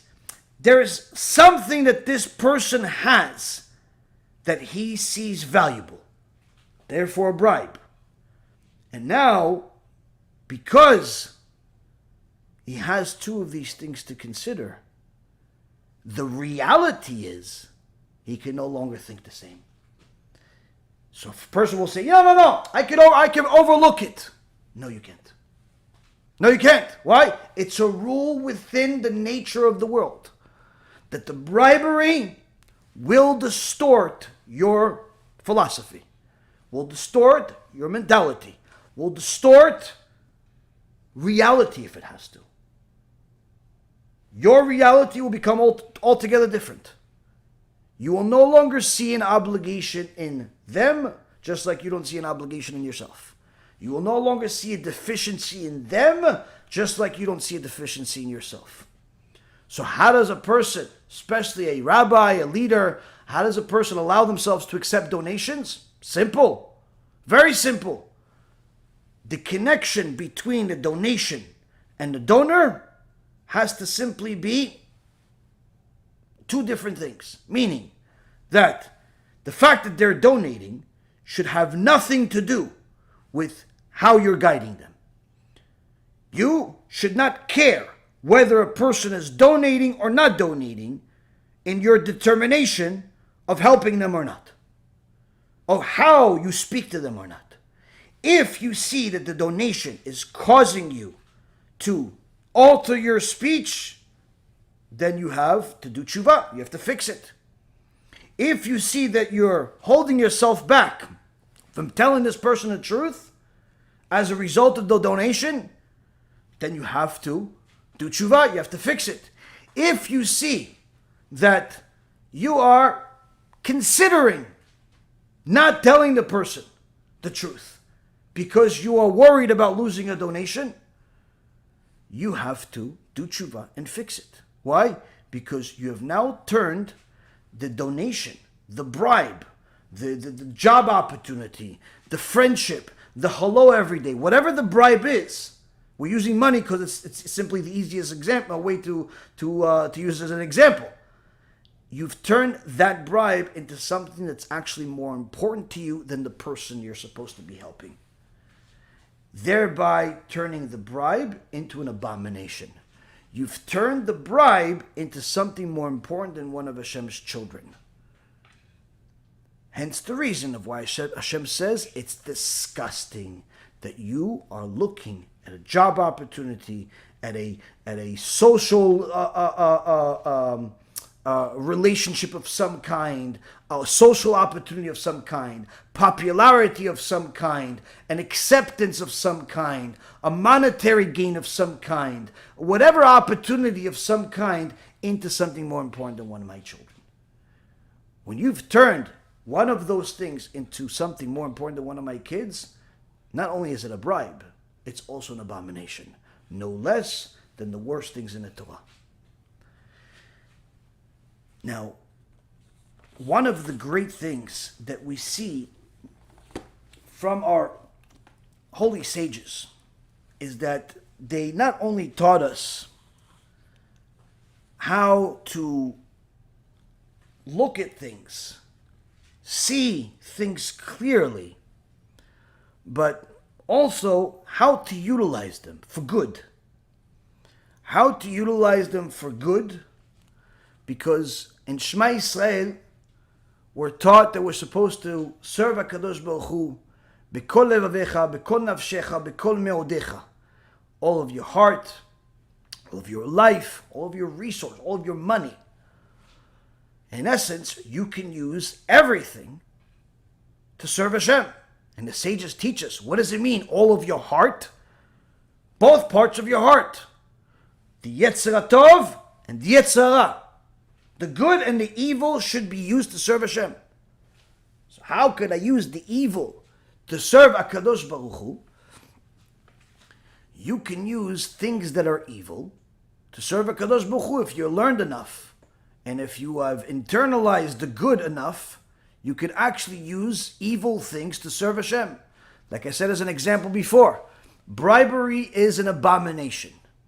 But if you're using that bribery to save Jewish people's lives, meaning you're going to go bribe some politician like the sages have in the past to release Jewish prisoners, surely that's a great thing. You're saving a life. Yeah, but bribery is an abomination when it's misused. When this evil is used for the sake of good, then surely it's good. But you have to know when is when. If you are a person that understands the real difference between good and evil, this isn't necessarily so difficult to figure out. But when you're biased, when you have an agenda, a personal agenda, then of course it's very, very quick, very, very easy to see the wrong thing as good. So one rule of thumb is that generally the good is the general good and not the personal good. Meaning that if you're going to use evil to do good, one rule of thumb is that the good that you do is typically going to be good for the public. And the evil is an evil for the individual. Meaning you're doing evil for the sake of the greater good. The bribe is for the greater good. The individual bribe for the greater good. Many times people do the opposite. It's the greater evil for the individual good. So he'll take a bribe even though it's going to cause harm to an entire community. So the one rule of thumb is that if you're going to use this evil, this bribery, let's say, it's something that is going to create a greater good than the evil is creating. That's one rule of thumb. Another thing is to eliminate a bias. Years ago, I told you a story, which I heard again today from my Rav, about a evil judge, an evil dayan or judge that, of course, could not see the evil in his ways, because he thought that his individual good should be interpreted as the greater good. Sometimes people think that their individual good is the greater good because they're so arrogant, they think they're almost like a little civilization. So this guy, he had a way. He was one of these well-to-do, accomplished, educated, nose up really high in the air, thinking his IQ is double what it really is, just because he has a diploma or two that says masters on it. And therefore, he wouldn't take a bribe hand to hand. He had a way. You want to come to my court? No problem. You want to play fair? You're more than welcome to. You want me to look at you first? There's a system for that too. What's the system? The judge had special shoes that he would wear when he would judge. Special boots. The right boot and the left boot. Right boot was for the prosecution side to perhaps influence the size of that boot, and the left is for the defendant if they wanted to influence the judge in some way or another. And every time he would judge, right before he would come into the court, he would put on his boots and see which boot is tighter, meaning which one of the which one of the people that are in his court are more motivated, let's just say. More motivated. So one day, a guy that was showing up to his court that was like Lavan. Lavan was not only a con man, but all the con men were scared of him because he even conned them. To this guy, he is defendant. He puts a lot of stuff in the boot. Even though the prosecutor also put some stuff in the boot, he put a lot more. So much so that when the judge, that is too respectable to see what's in the boot, he only sees it when it's in private, he could barely put the boot on. He's like, oh, this guy, tzaddik, he must be right, he's so motivated. He must be right. God is making him right. And he sits down on his chair before the prosecutor can even finish a sentence. He judges, innocent. Innocent, defendant is innocent, case dismissed.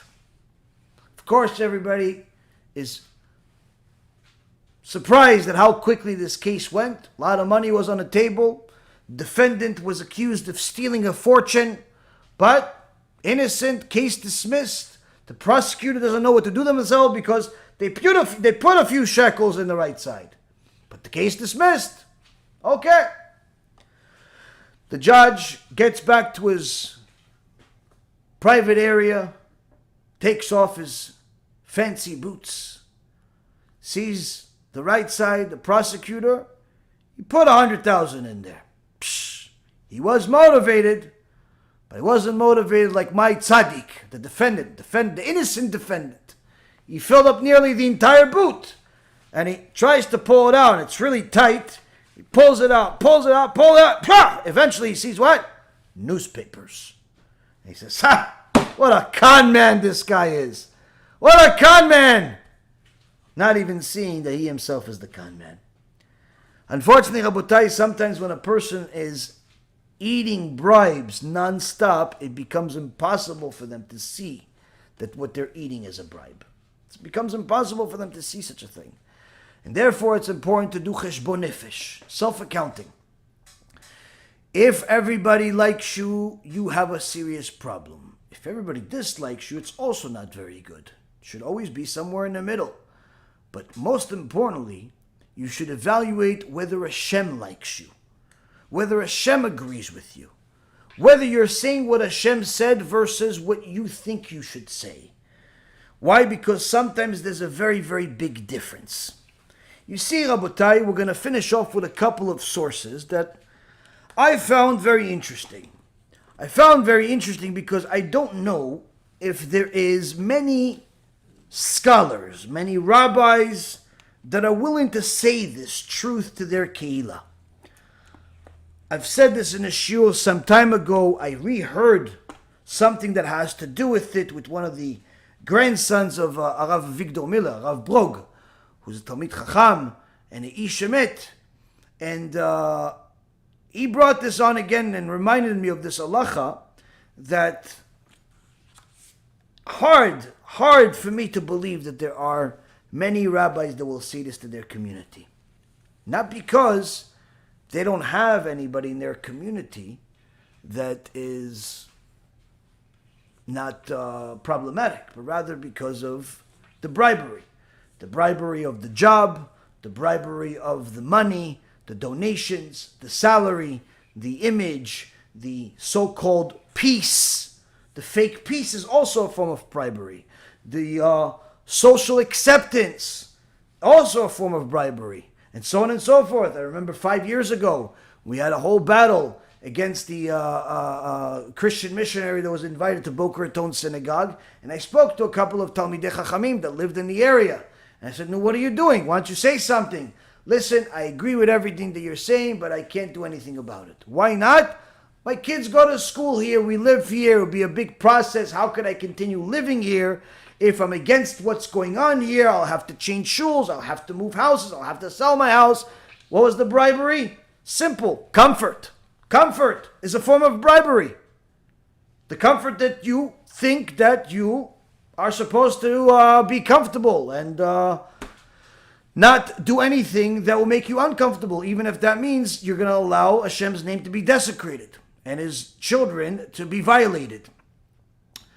But yet, many people justify their distortions of the Torah by their misinterpretations of certain sages, and most common, people like to read Moreh Nevuchim, or Guide for the Perplexed, that the Rambam write, which was really catered for people that are not your average person, but rather people that can understand the Guide of the Perplexed. And there are very few people that are not complete Torah scholars that can really understand the Guide to the Perplexed. But every average Joe wants to read it. Every average Joe thinks he understands it. And many times, those very same average Joes become heretics, thinking that the Rambam agrees with them. So, if anybody understands Torah, sages, Rambam, they know that if you have to pick what's more important, in the eyes of the Rambam himself, not just the rest of Klal Yisrael, the Yad Chazakah or the Guide for the Perplexed, surely everyone that's knowledgeable knows that Yad Chazakah, the Rambam it's called, or Mishneh Torah, is the priority. That's what the halacha is. So, before a person says, oh, I think like the Rambam, and the Rambam, he agrees with me on this, he agrees with me on that, you should also know that the Rambam, pasuk in this halacha I'm about to say to you. An halacha that, like I said, the bribery that's in the world today, the social acceptance, the media, the Google, the Facebook likes, the Twitters, and all that, subscribers, all that garbage that motivates people to do the wrong thing is the reason why you will not hear this halacha spoken in your average shul by your average rabbi today. What is the halacha? Ilchot Evel, Rambam, chapter 13, halacha number 12, where he says,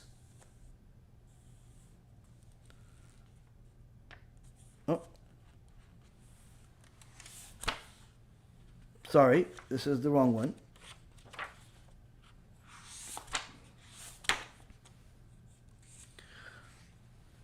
It's Perek Aleph, Ilchot Evel, Perek Aleph, the first chapter. First chapter, halacha number 10. What is this chapter? What is it saying? We do not conduct mourning rites for all of those who deviate from the path of the community, meaning people who throw off the yoke of the mitzvot from their necks and do not join together with the Jewish people in the observance of the mitzvot, or the honoring of the festivals, or the attendance of synagogues and houses of study. Instead, they are like free and independent people like the other nations. And similarly, we do not mourn for heretics, apostates, and people who inform on Jews to the Gentiles.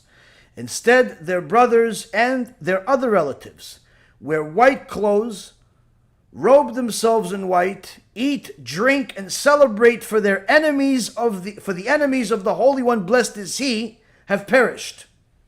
And concerning them, King David said in Psalm 139, verse 21, those who hate you, O Hashem, will I hate. What is this halacha? When somebody dies, everyone knows there is a mourning ritual that the Jewish people have that is unique among the nations. What most people do not know is that it is unique, that mourning process is unique only for Torah observant Jews, not for people that are heretics, not for people that don't observe Shabbat, not for a Kohen that's married to a divorcee, which is forbidden, not is for a Jew that's married to a Gentile, not is for a person that doesn't believe in the oral Torah, not for a person that is not Torah observant. A person that's not Torah observant, these mourning rituals do not apply to him. In fact, the Rambam says that we don't conduct these mourning rituals, and rather instead we view these people, secular people, heretics, missionaries, Jews that have gone to Christianity. Not only do you not mourn them, even if they're people that are close to you, even if they are really close to you, don't mourn them. Why? Because we consider them as the enemies of God. He desecrates Shabbat on a regular basis. He's a Mechalel Shabbat. That's it. He's an enemy of God. He dies that way, he's an enemy of God. Yeah, what about everybody says, Tinok Shenishba? Arav Bog called Arav Eliashiv years ago and asked him, there's a guy that died, and one of my students is asking if he should mourn him. It's his father. But he was a Mechalel Shabbat. He didn't keep Torah mitzvot. Rabbi Yashiv says, he lived in Israel? He said, yeah. He said, if he lived in Israel, then he knew what Shabbat is, and therefore he cannot be a Tinok Shenishba, and therefore he does not need to mourn him. You can if you want to, but you don't have to. Why? Because he's considered an enemy of God. The rules of mourning from the Torah and some of the things that were instituted by sages are only for Torah observant Jews. They're not for heretics. They're not for Mechalel Shabbat. They're not for people that go against the Torah. They are enemies of God. And in fact, the Rambam, the very same Rambam that people want to say that he agrees with all the stupidity that people create in their own minds, the very same Rambam says, what, your cousin, your uncle, your whoever is important to you died and they are a heretic? Instead of mourning them, you should go get really, really nice Shabbat clothes and start dancing and have a party in your house because the enemy of God died. That's what you're supposed to be doing. That's technically what you're supposed to be doing. Now, of course, your average community is much more lenient, to say the least, about such things. They don't. Not only do they not do parties, but they actually mourn them anyway, and they justify by saying, listen, it doesn't say that you're not allowed to, so you can technically, but in reality, your average Jew, and I'm not talking about your average secular Jew, your average frum Jew does not even know this halacha exists. They think that if their cousin or brother, whoever, and everybody's going to die at some point, including myself, everyone's going to die at some point, but they think that when all Jews die, they all have to be mourned. And that's simply not correct. So why has this become the norm? Bribery. Bribery is the reason. Now again, if you see your friend mourning his father that was a Mechalel Shabbat, don't rebuke him. You don't need to rebuke him. But it's important for us to know what is real da'at Torah. What is the real opinion of the Torah? What is the real halacha? Because you can't just say, oh, I'm going to rebuke everybody that's mourning their loved ones that were really enemies of God. Okay, well, what are you going to do? Are you going to mourn your family? Oh, you don't have that problem because you think because your whole family is full of religious people. Don't be so sure. Life is long for some people. Don't start thinking that you could just call everybody a bad person because they're mourning their loved ones that are really enemies of God. The whole point of this is not to call all of the people that are mourning heretics or secular people as bad people. The point is to see how bribery has affected Judaism and its leadership and what we're taught and what we allowed ourselves to learn. Now again, if a person is 100% emet, they're not going to mourn a person that is a heretic, needless to say, that is a desecrate Shabbat and all of that stuff. They're simply not going to do it, regardless of who that person is. But if they have a little bit of lies in them, bias in them, it all depends. The bigger the bias, the bigger the bribe, the bigger the agenda, the more the influence on a person. So every person has to reflect on themselves first. Also, look at whatever Torah you're consuming. Whatever Torah you're consuming, is it really true? Is what this teacher teaching you what it says in the book, or he just said it? Is he telling you stuff that obligates you, or are you just stimulating your mind, but doesn't necessarily obligate you? If you like to listen to teachers that stimulate your mind but don't obligate your body, don't obligate your wallet, don't obligate your mind, don't obligate your life, don't obligate your marriage, don't obligate anything, you just like them to mentally stimulate you, you, my friend, are paying for the bribe of the Satan with your own money. If you are listening to people that are not causing you to change how you manage your money, how you manage your marriage, how you manage your parenthood, how you manage your time, how you manage your Torah study, how you manage everything, if you're not listening to people that constantly obligate you, thereby rebuking you directly or indirectly, you are paying for the bribe. You are paying for the bribe of yourself. Because you decide who you listen to. You decide where you attend. You decide where to go. You decide what to consume. So we can't blame the leaders only. We have to really blame ourselves first. And many times, you see people, they start on the right path, they do tshuva, they get on fire, and all of a sudden, they want to relax. It's too intense for me, Rabbi, so I don't listen to it as often. Yeah, but that intense got you out of intermarriage. That intense got you out of idolatry. That intense got you out of Gehinnom. Yeah, but I'm out of there now, so I still need to stay that way? You don't even realize that you need it even more now than you did before. You don't even realize you need it more now than you did before. If it took 100% truth to get you from garbage, Gehinnom, lies, and filth to the right path, then it's going to take 100% truth to keep you there. There is no coasting. There is no less. And guess what? What we teach is basic standard Judaism. It's not stringencies like the Satan tells you. It's not adding. It's simple Judaism. It's just that the bribery that's in the world today has made it so that people think that the truth is really stringency.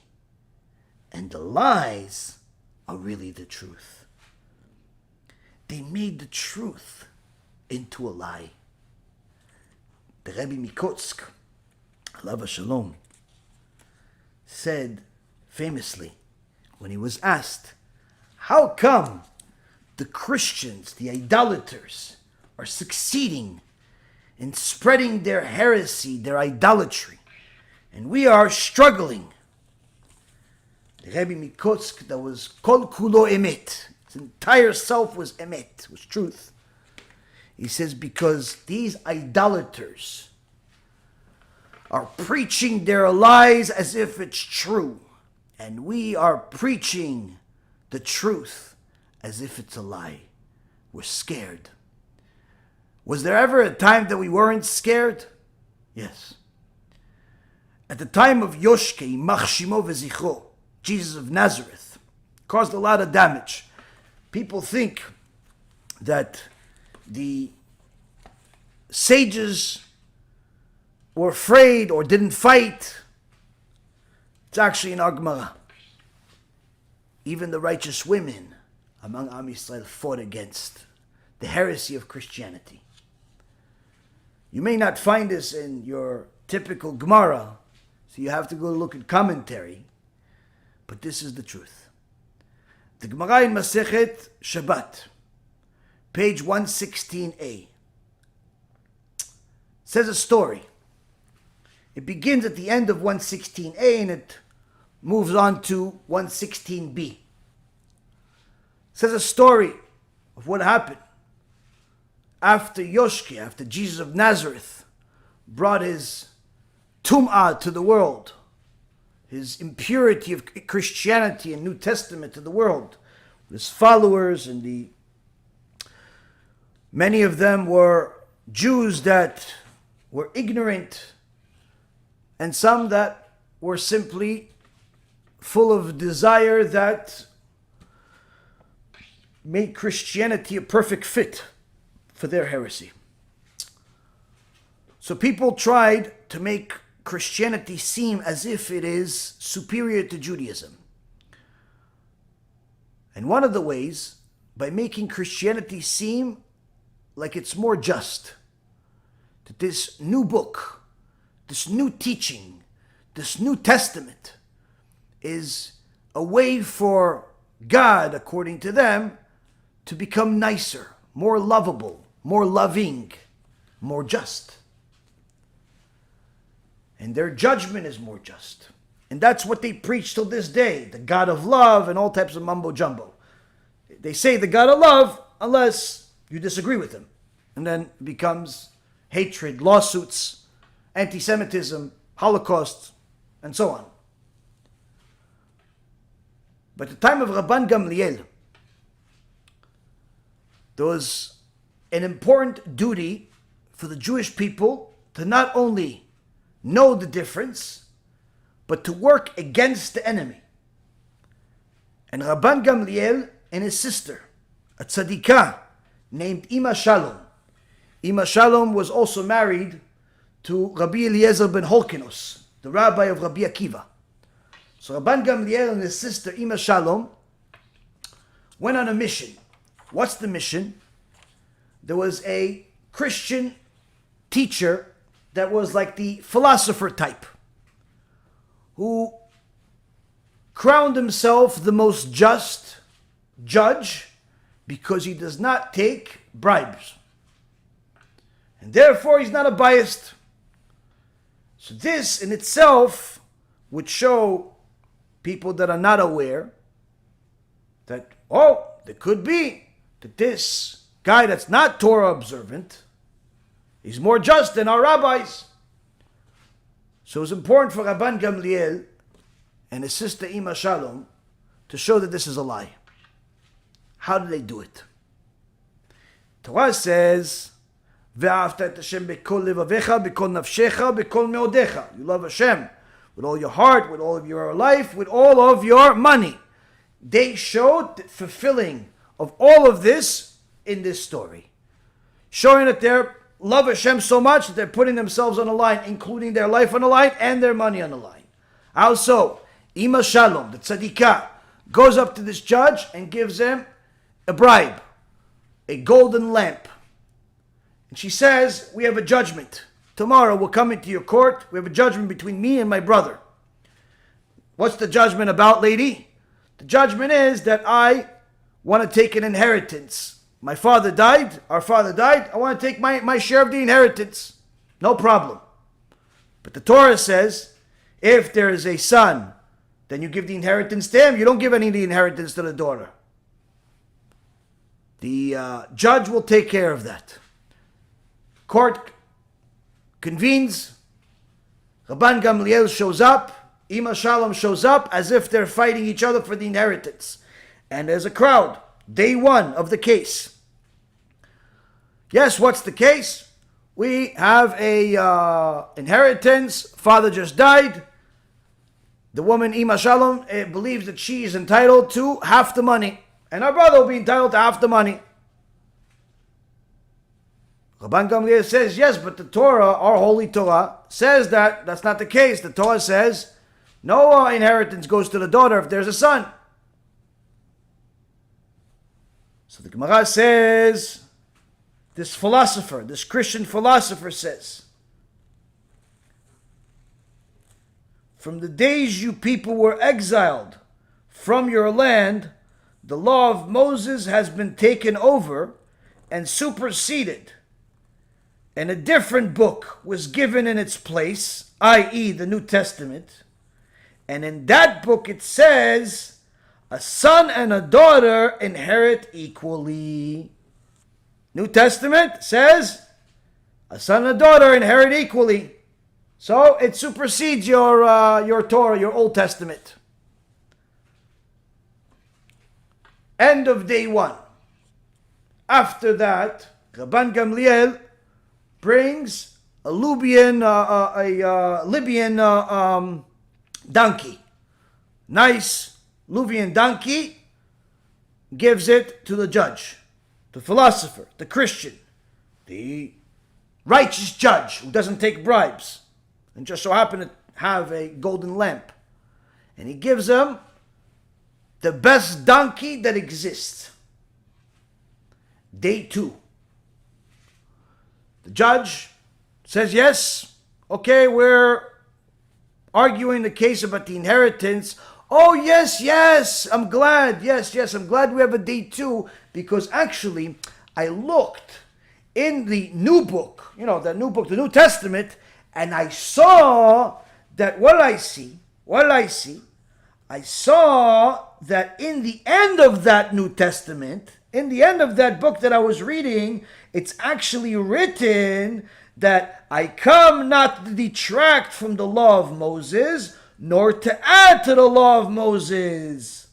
And in the law of Moses, it's written, where there is a son, a daughter does not inherit. So he says, yeah, even though we said what we said yesterday, but I actually delved into the New Testament, the new law, again, and I saw, no, Jesus didn't say to change the law. He came to fulfill the law. So you're right. So since the Old Testament says that when there's a son, the daughter doesn't inherit, so you're right. There is no inheritance going to her. This is something different from yesterday. All of a sudden, the crowd hears this. Okay, Ima Shalom is there. Ima Shalom says, Your Honor, may your light shine forth like the lamp, reminding him of the golden lamp. Look, the lamp. May your light shine like the lamp, hinting to him, won't forget my bribe. Rabban Gamliel says, a donkey has come and kicked over the lamp. Your bribe is worthless. Without everybody knowing, everybody knew. What? She's talking about the lamp. Which lamp? The one that's right next to him. That golden lamp that just appeared yesterday right before the trial. She's talking about the lamp. Why is she talking about the lamp? Rabban Gamliel says, no, forget the lamp. The donkey. You see that donkey? Brand new donkey parked outside? $1 million donkey? Yeah. Who gave him the right to go give a missionary, a Christian, money? Using the bad in order to do good. Using the bad in order to do good. They gave him a bribe in order to expose the falsehood of Christianity, in order to expose the lies, the manipulation, where it's whatever fits the agenda. If it fits the agenda to do A, they'll do A. If it fits the agenda to do B, they'll do B. That's in essence the entire religion. Whatever fits.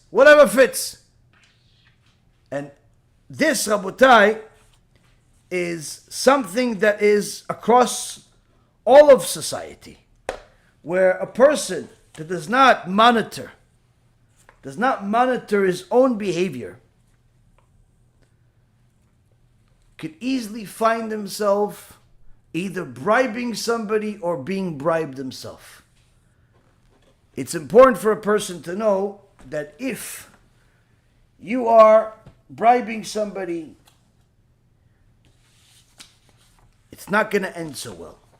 The Torah says that the judges that get bribed, accept bribes, will get very severe punishment, one of them being in the regular world of blindness, losing their vision, as a symbolic of the verse that's in the Torah that how bribery makes the wise blind. But also you should know that the bribery can many times cause a person to steal.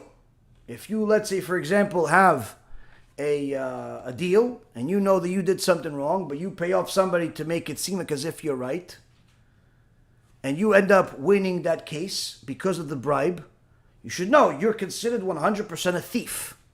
Now, you may not think that's such a big deal. Okay, maybe I'll do this. No, you don't understand. Stealing money is one of the worst things you can possibly do for yourself. Because although you may have an intrinsic benefit out of it short term, the loss is so detrimental it's hard to quantify. Because the Chachamim say that it doesn't matter how much good a person did. They could have kept Shabbat, put on tefillin, gave tzedakah, learned. If they have stolen money in their hands, they will not be allowed to enter heaven. What do they have to do? They have to reincarnate, come back to this world to pay back who they stole money from. Now, many times we've told these stories of how people have to reincarnate in order to come back to this world. And one time we told a story that we learned, that we heard from the Baal Shem Tov, and also other stories that we heard from different Chachamim or read in different books. But now I'm going to share with you a story that we heard and we learned firsthand from the person that saw it, from the person that experienced it. And this will be published in 10 different languages on our website in the coming days. But this story is something you can verify, not just something that you can just hear once and forget about, because the ramifications of this are significant. The woman that told us the story, very dear, righteous woman, lives in Eretz Yisrael, Esther Malka Astrok. And she writes the following. Now this story, as I said, is not like any other story that we've published in the past. We have a lot of tshuva stories of people that have done tshuva, people that have transformed their life, people that have really seen miracles in their life, which BeEzrat HaShem will get to see some more of those in the next couple of days in the big event. But this particular story is a new addition to our tshuva story collection,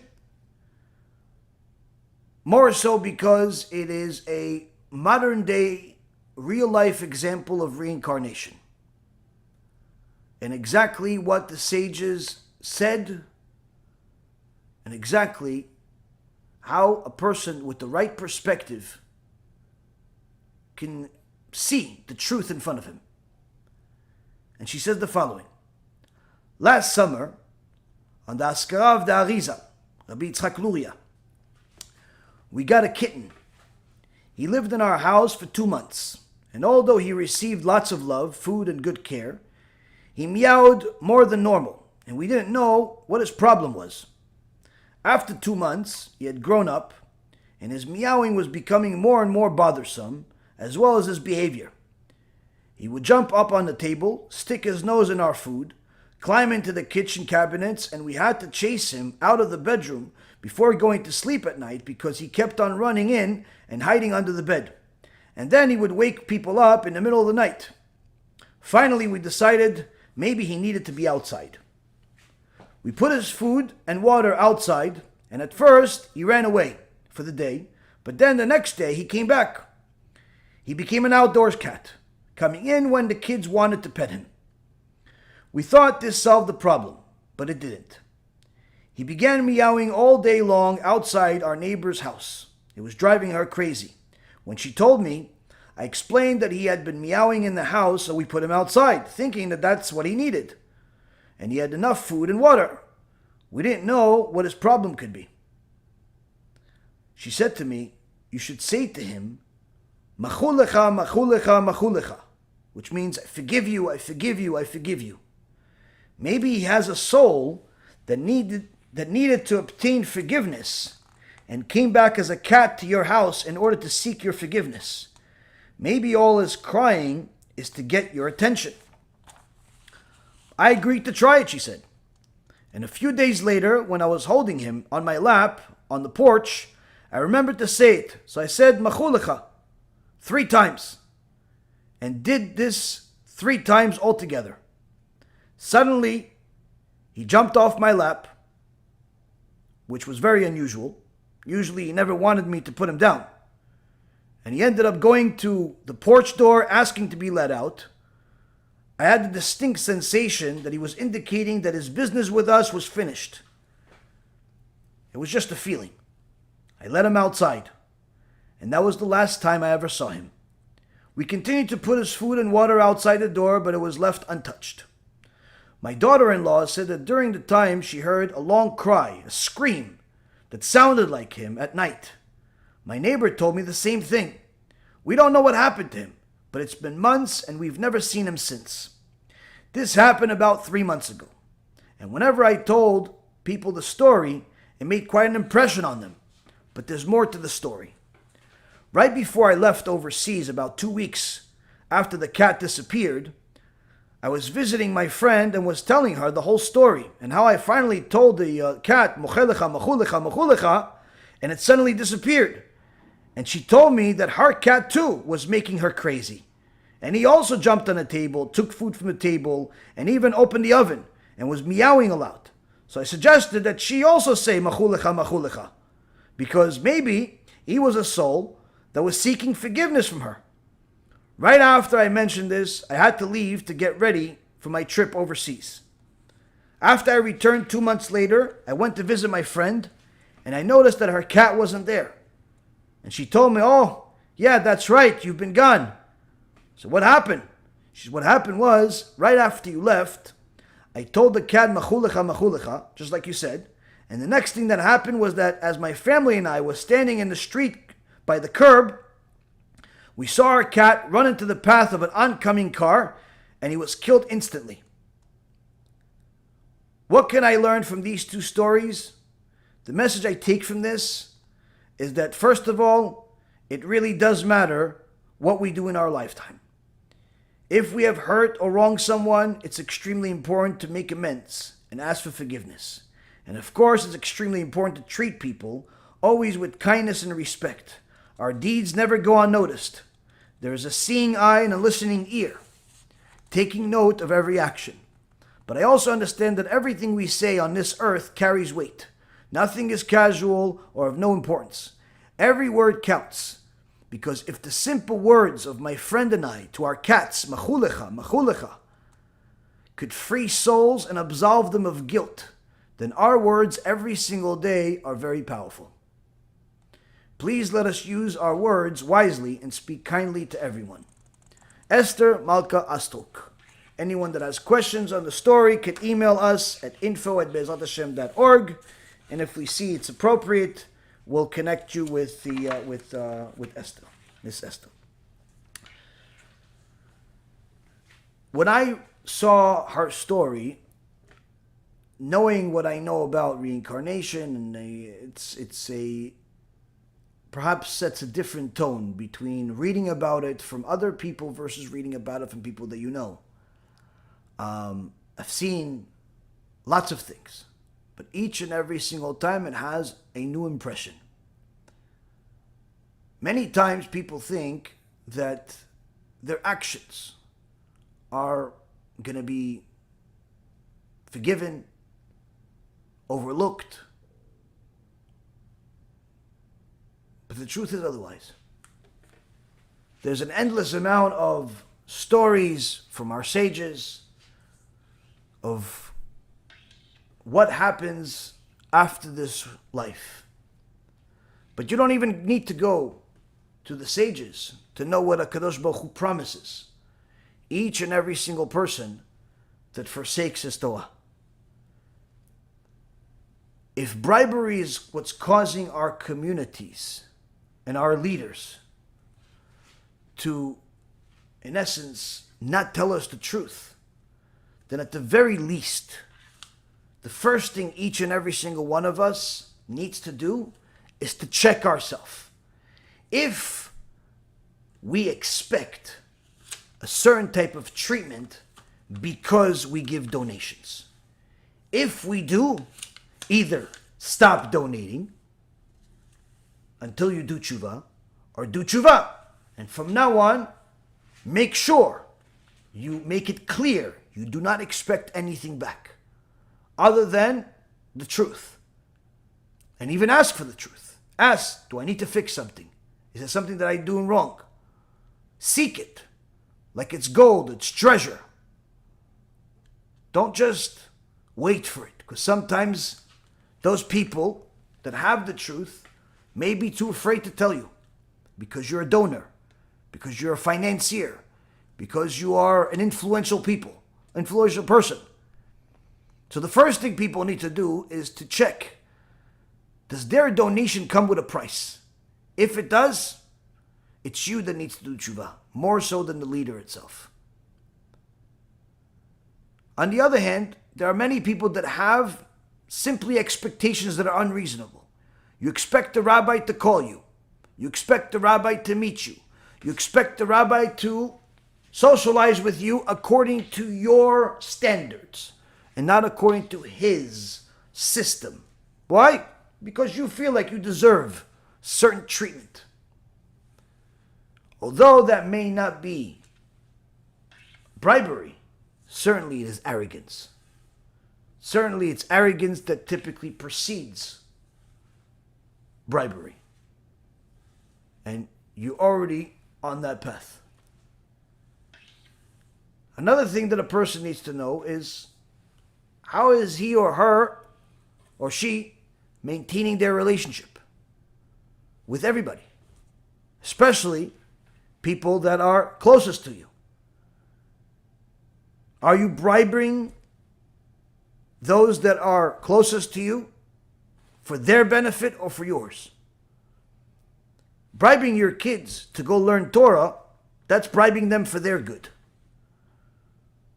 But bribing your husband for him to do something for you, it's not necessarily always the right thing to do. Bribing your friend in order for her to come to a shiur, that's bribing her for her. It's good. But bribing somebody to go tell the rabbi something that is not exactly the right thing, it's not exactly the right thing. So a person needs to manage and investigate each one of their transactions. Sometimes a person thinks that they're entitled to something because they volunteer. They're entitled to something because they contributed in the past. They're entitled to something because they are a long-time member. They're entitled to this and they're entitled to that. It's not a good way to look at things. If you're doing things in order to get entitlement, it's not ideal, to say the least. Each person should investigate. Are you allowing the truth to come to you, or are you yourself paying for the border, paying for the bribe?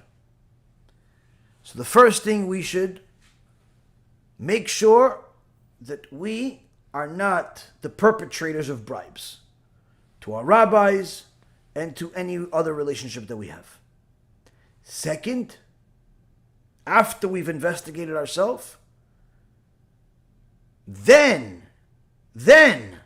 we should investigate how everybody else is, whether it be your local rabbi, your local congressman, your local teacher, your local this, your local that. All of those other people are the people that you're listening to, people that are they only operating based on bribes?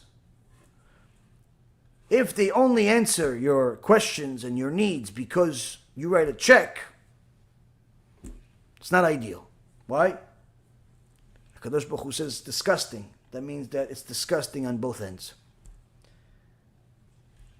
We should do whatever we can that's within our power to be pure vessels for HaKadosh Baruch Hu to put the truth. Pure vessels for HaKadosh Baruch Hu to put the truth, because there's nothing more critical than the truth. If we have the truth and we live by it, nothing can hurt us. But the moment we allow lies, biases, bribes, falsehood, all types of things that are antithetical to the Torah, we allow those things to enter, we're destroying the truth. Sometimes it only takes a little bit of poison to destroy an entire lifetime of truth. BeEzrat HaShem, this too will give us the knowledge and strength to stand for the truth, even if that truth contradicts what we currently stand for, that's against the Torah.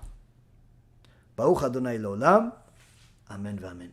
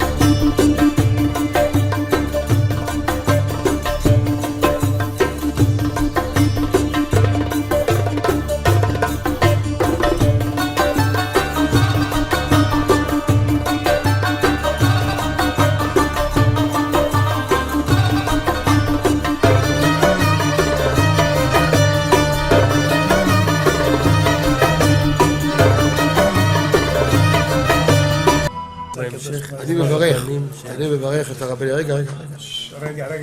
אני מברך את הרבנים, הרב ירון ראובן, הרב אפרים כחלון, ראשי ארגון בעזרת השם, שהלכו בפי עליון, שעלו מעלה, יהיה להם ברכה והצלחה, הקדוש ברוך הוא ימלא בישועות ליבם לטובה ולברכה, שבכל מה שיפנו ישכילו ויצליחו, יזכו לעשות כאלה וכאלה, הודיעו תורה לאדירה, אמן ואמן. בעזרת השם רשת בכל הארץ.